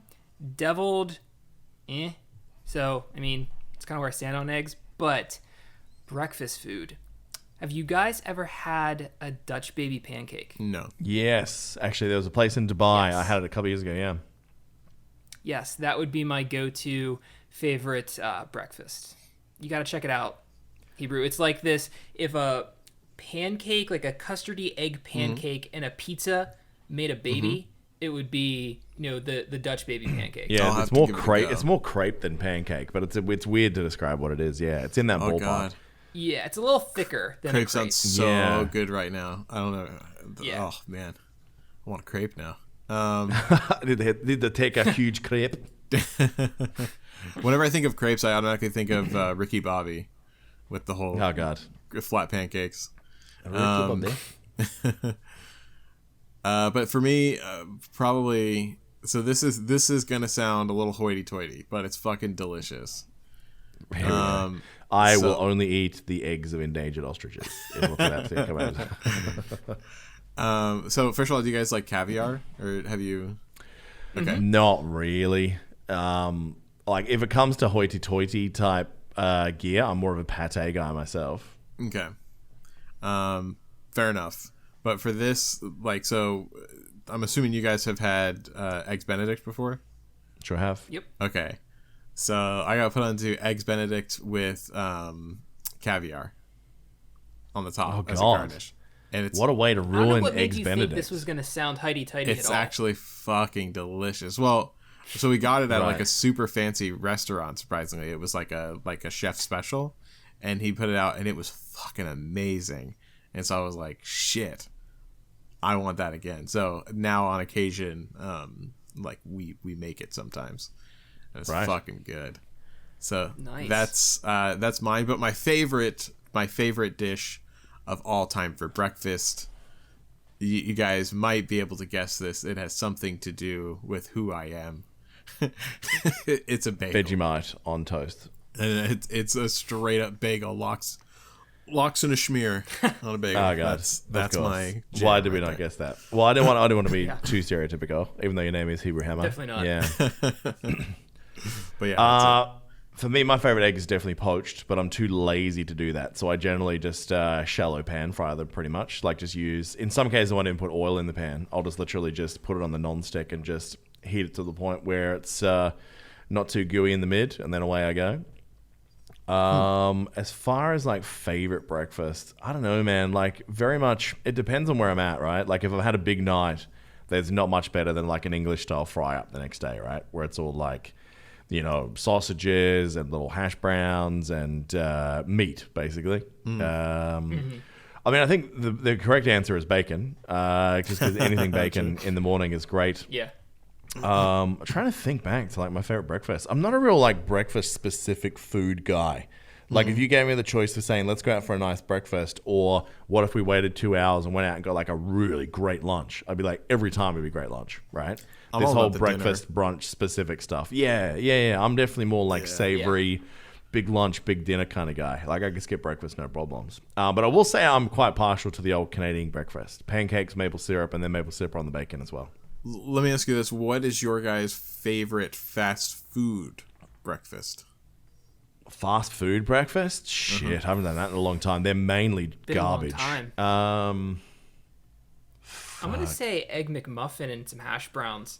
With I an orange hate cheese. those I'm McMuffin with type you. things. Don't get me wrong. Yeah. See, if I went to an average shop, like just like an old school like Australian carvery, and I got like a bacon and egg roll, dude, all over it, right? But the ones at McDonald's, there's something about that English muffin and that log of egg-like material that they seem to slice off in there. It's just so gross. The texture of that, that texture of that egg-like material they have. I refuse to call it eggs. Well, they have two different ones. It depends on if you get the McMuffin, it is a real egg. If you get the other ones, that's the egg-like substance. Oh shit! So you know that texture of stuff. This is an overshare of me. That texture, that slimy, wobbly kind of stuff, that actually makes me gag. It doesn't matter what it is. It could be that. It could be jelly or Jello, as you guys call it. Anything like that, it actually makes me gag. Like I can't do Jello shots at parties because like I could smash tequila and vodka till the cows come home. But you get me to try and swallow one of those things, I will vomit because it just does something, that texture in the back of my throat. Like roast tomato, dried tomato, no problems. I'll eat it all day. But like that raw, squishy texture of that tomato, sometimes when I eat it, as I swallow it just, I don't know what it is. Something about that squid. Maybe I've eaten too many spiders in my sleep. Didn't know about it. I don't know. God. Don't do that to me. Have you do you have or have you ever tried Chick-fil-A? No, they don't have those around here. I thought we don't eat Chick-fil-A anymore because woke. Were they in a controversy? I think a couple that years ago? was like a while ago. I don't think that's like a Right. thing anymore now. Yeah, 'Cause okay. they were like a Christian based company, but like I think that's kind of died really? down. Their food's just too good to stay away from. Really. See, that's what I heard. I heard that like as a running joke on sitcoms and like even web series for ages. That people are just like, "Oh man, yeah, I'm woke, but I'm still getting Chick-fil-A." Do you know what I mean? Like it was pretty funny. Yeah, it's too damn good. Yeah. It's their breakfast is honestly fucking amazing. So that's what I was gonna mention. Oh shit. But Okay. Since Pike is gone, I don't want to do the last one until he's here. But That's okay. We can start. What's your favorite? So yeah. Okay. Yeah, we'll start with it. So what is... who was asked that question? It was Slim. If you could only pick one gaming system that you had to stay with for your entire life, what would it be? Oof. Well, I wouldn't want it to be a console because they'll be outdated quickly. So I think that's the I'd point, though. I want think he's something saying like that you have to kind of pick an era of gaming we've already had. Like, it's assuming that, like... All right, let me Nintendo rephrase 64. his question. Okay. Why? Or GameCube, maybe. Shit, GameCube was actually pretty damn good. Oh, GameCube had a lot of trash, though. I mean, N64, I think, had the most consistent amount of awesomeness. But I think going back to N64, it had a lot of that sort of trying to push so hard into 3D that was so janky and wobbly in many cases that it's like... But it brought us some of the best experiences of that era. Like, you know, your GoldenEye... one of my favorite games on N64 was a game called Conker's Bad Fur Day. Did you ever play this? No. Oh my god, dudes. All right, so you know the company Rare Really? that did like Banjo-Kazooie and Donkey Kong Country. Mm-hmm. Okay, so I think Conker was actually a spin-off of one of those games. Little cute, adorable squirrel, right? So they released this Banjo-Kazooie style game where you are an inappropriate, drunk, hungover squirrel that is trying to find his way home because he got shit-faced drunk, doesn't know where he is, and now he's trying to find his way back home. That is the concept of Conker's Bad I straight Fur up thought Day. you were going to say that he's trying to find his nut. There's a lot of those jokes. There's a lot of those jokes in that game. Like that game, when I heard it was made by Rare, I was like, I don't want to play it. And I remember watching an ad or seeing an ad or someone breaking it down, maybe in a gaming magazine. Like that's how old it was. That I was like, shit, actually, I kind of want to play that. And it was very late in the life cycle as well of the N64. And it was a lot of fun. It was a lot of fun. And they had like this multiplayer mode where it was like, it was kind of like Gallipoli. That basically, like, because the enemies in it were the teddies. So like the squirrel dudes or the teddies. And it was like, yeah, when you were the teddies, you were up in like these big gun turrets wearing like almost Nazi-style helmets, shooting these giant machine guns at like the squirrels as they were getting onto the beach. So the squirrels had to try and make it up the beach, and the teddies had to like try and machine gun them down. It was just the weirdest, oddest game. But the 64 was definitely a really, really cool generation that I came into quite late. It's just, I reckon maybe like PS2 or Xbone. I reckon the original Xbox, I should say, not Xbone, was pretty good. I played a lot of Xbox games thanks to a modded hard drive. Yeah. I mean, for me, it was, I mean, like I already answered, but just like quickly, I try to pin it on games that like were staple games that I love to play. And there's like, it seems like there's one for each console that like, I'm like, yeah, I could play that game forever. Yeah, I could play that game forever. So, yeah. But, yeah, what about you, Pika? Yeah, so like I'm trying to remember the N64. Like that controller was such a bold choice. Like they really pushed the envelope with that controller. Yeah. That was sweet. I always loved that thing. I always just love watching great like the ads green. where they had actors like playing games, and you'd watch the way they hold the controller, and you're going, "You've never fucking played that." That's right. He's got like two hands and like just the left hand side of the controller, like no fingers on the right trigger. You're like, the fuck are you doing? Yeah. Yeah, I mean, I don't know if it counts, but probably like the gaming system I have the most, like affinity for and the most like emotional connection to was the original Sega handheld. Oh, the It Game needed Gear. it needed like 17 batteries And it to had, function for like an didn't hour it have and a like half. a TV aerial as well? Like you can actually like pull it up like the old rabbit ears, and you actually get TV on it. I think. Oh, I don't know about that. 100% it was. I remember in primary school, it's one of the very few memories I have. The first primary school that I went to in Australia before I moved to a different state, that a kid had one at school, and I was like, dude, this is gangster. But there was definitely an add-on for it that had like a TV aerial, so you could get like just the worst reception and the worst quality TV screen ever. But that was gangster, because everyone was excited after that for the handheld Atari, which I think was going to be called the Atari. Fuck, was it the Atari Lynx? I want to say that went nowhere. Okay. So yeah, I don't even remember that. old school, man. Old school. Yeah. No, that Game Gear was gangster, man. Yeah. What did you used to play on that? Just Sonic 1? I remember playing Sonic. Yeah, I sunk a lot of time into Sonic. There was a Batman game that I remember playing on that thing. Yeah. Oh, man. I forgot so much about the games of that era. I don't know. I had a real fondness for the Sega Genesis as well, which was called the Mega Drive for us in Australia. That had just a lot of things. I played more of that than I did Super Nintendo. So there's a few titles that I didn't get to play until later years. But it's hard to pick one. But I think so much of it would be based on nostalgia. Like, I think in reality, if it was like, well, what am I going to play that's going to keep me sane? It'd probably be PS4 or Xbox, because the one we've got now. Because, you can have a lot of games with a lot of replayability that will hold up. A lot of those old consoles, I think many of those gaming experiences, if you tried to have them now, you'd be like, this sucks. Yeah. Yeah. I think that's fair. Yeah. I agree. All right. Time for the weekly roll call for the Alternerds, the heroes, the people that keep this show on the air, lads. Can I say that it's been amazing how you guys have really, really looked after us in this first month of being live. I can't say enough for real. how blown away we've been by the support you guys have shown us.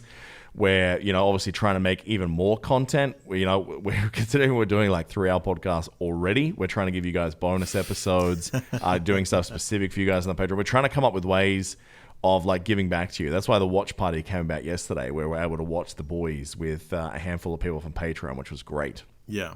So it's just thank you to all of you before we go through the individual names.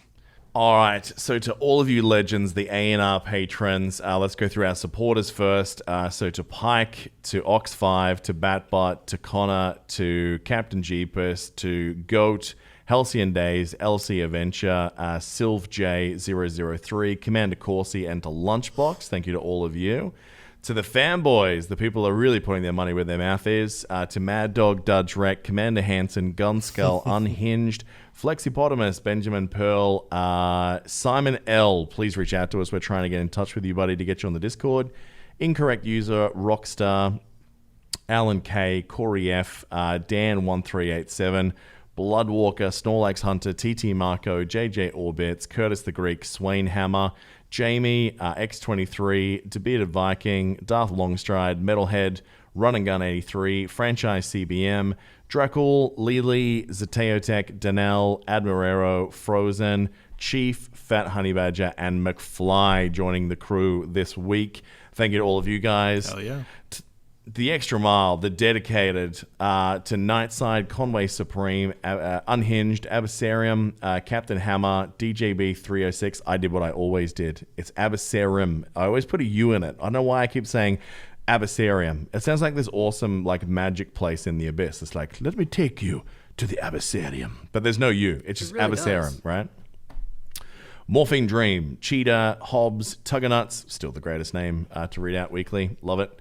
He's not allowed to unsub ever, just so we're clear. To Andrew G, please reach out, mate. We've sent you a Discord invite.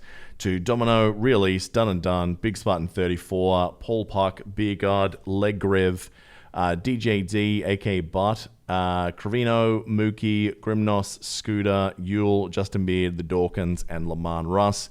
And to, of course, the people that are really paying our bills right now, which is really helping us try and get some more kit. I was talking to the guys off air. I need a new boom mic because mine keeps moving throughout the show, which the guys on the Patreon video have probably noticed a few times. So to the Multiverse Masters, to Agent Zero, Honeycombs, Dahooch, Silver Wolf, Bronzy, Jedi Matroza. It was actually great watching The Boys with Hooch and Jedi yesterday, actually. It was great having that bit of a pre- and post-show chat. Shit, we even got into like politics at one point, just about all the shit happening this week. Yeah, we went all over the spectrum. Oh, yeah. To Slim, JW, Jay Shriver, Neil Wybird Wiley. He's another one that I always mess up his name because I always say Wiley Bird Wiley because, I don't know, it just looks awesome on paper. But it's Neil Wybird Wiley. To Jackie246, good luck with the exams, bud. I know it's a bit of a tough time out there at the moment. To Lord Keen, the Chaotic One, the Imperator. Thank you so much to you, my friend. To Moon, Judas95. I've already written in there twice for some reasons. Fopsy Schmopsy, Sparks Zulu, to Dragus, to Della, and to Kane. Or Della, a.k.a. Hulked Out Heroes, I should say. Wow. I mean, I don't think we anticipated this much love this early. It's been great, boys. Definitely not. It's been amazing. It's been really good. Yeah, you guys are rock stars, and it's been wonderful seeing everybody joining the Discord and like chatting with some new people, Yeah. and hearing your thoughts about the shows. So it's been awesome. You guys are fantastic. I do love like how like you can hear people get to certain parts in the podcast and then start typing in like a different section. You're like, why are they asking that question? Oh yeah, we said that at this point last week. But just yeah, you're right. The nerdy conversations that are spawning on those servers is exactly what we wanted. So that engagement of just exactly what we said. Just picture a bunch of dudes getting drunk talking about their favorite shit. It's perfect. I love it. Let's do more of it. How about same time next week? What do you say, boys? Sounds like the plan to me. Yep. Excellent. All right. So to Hebrew Hammer, thank you very much, buddy. You are very welcome. To Piker, always a pleasure.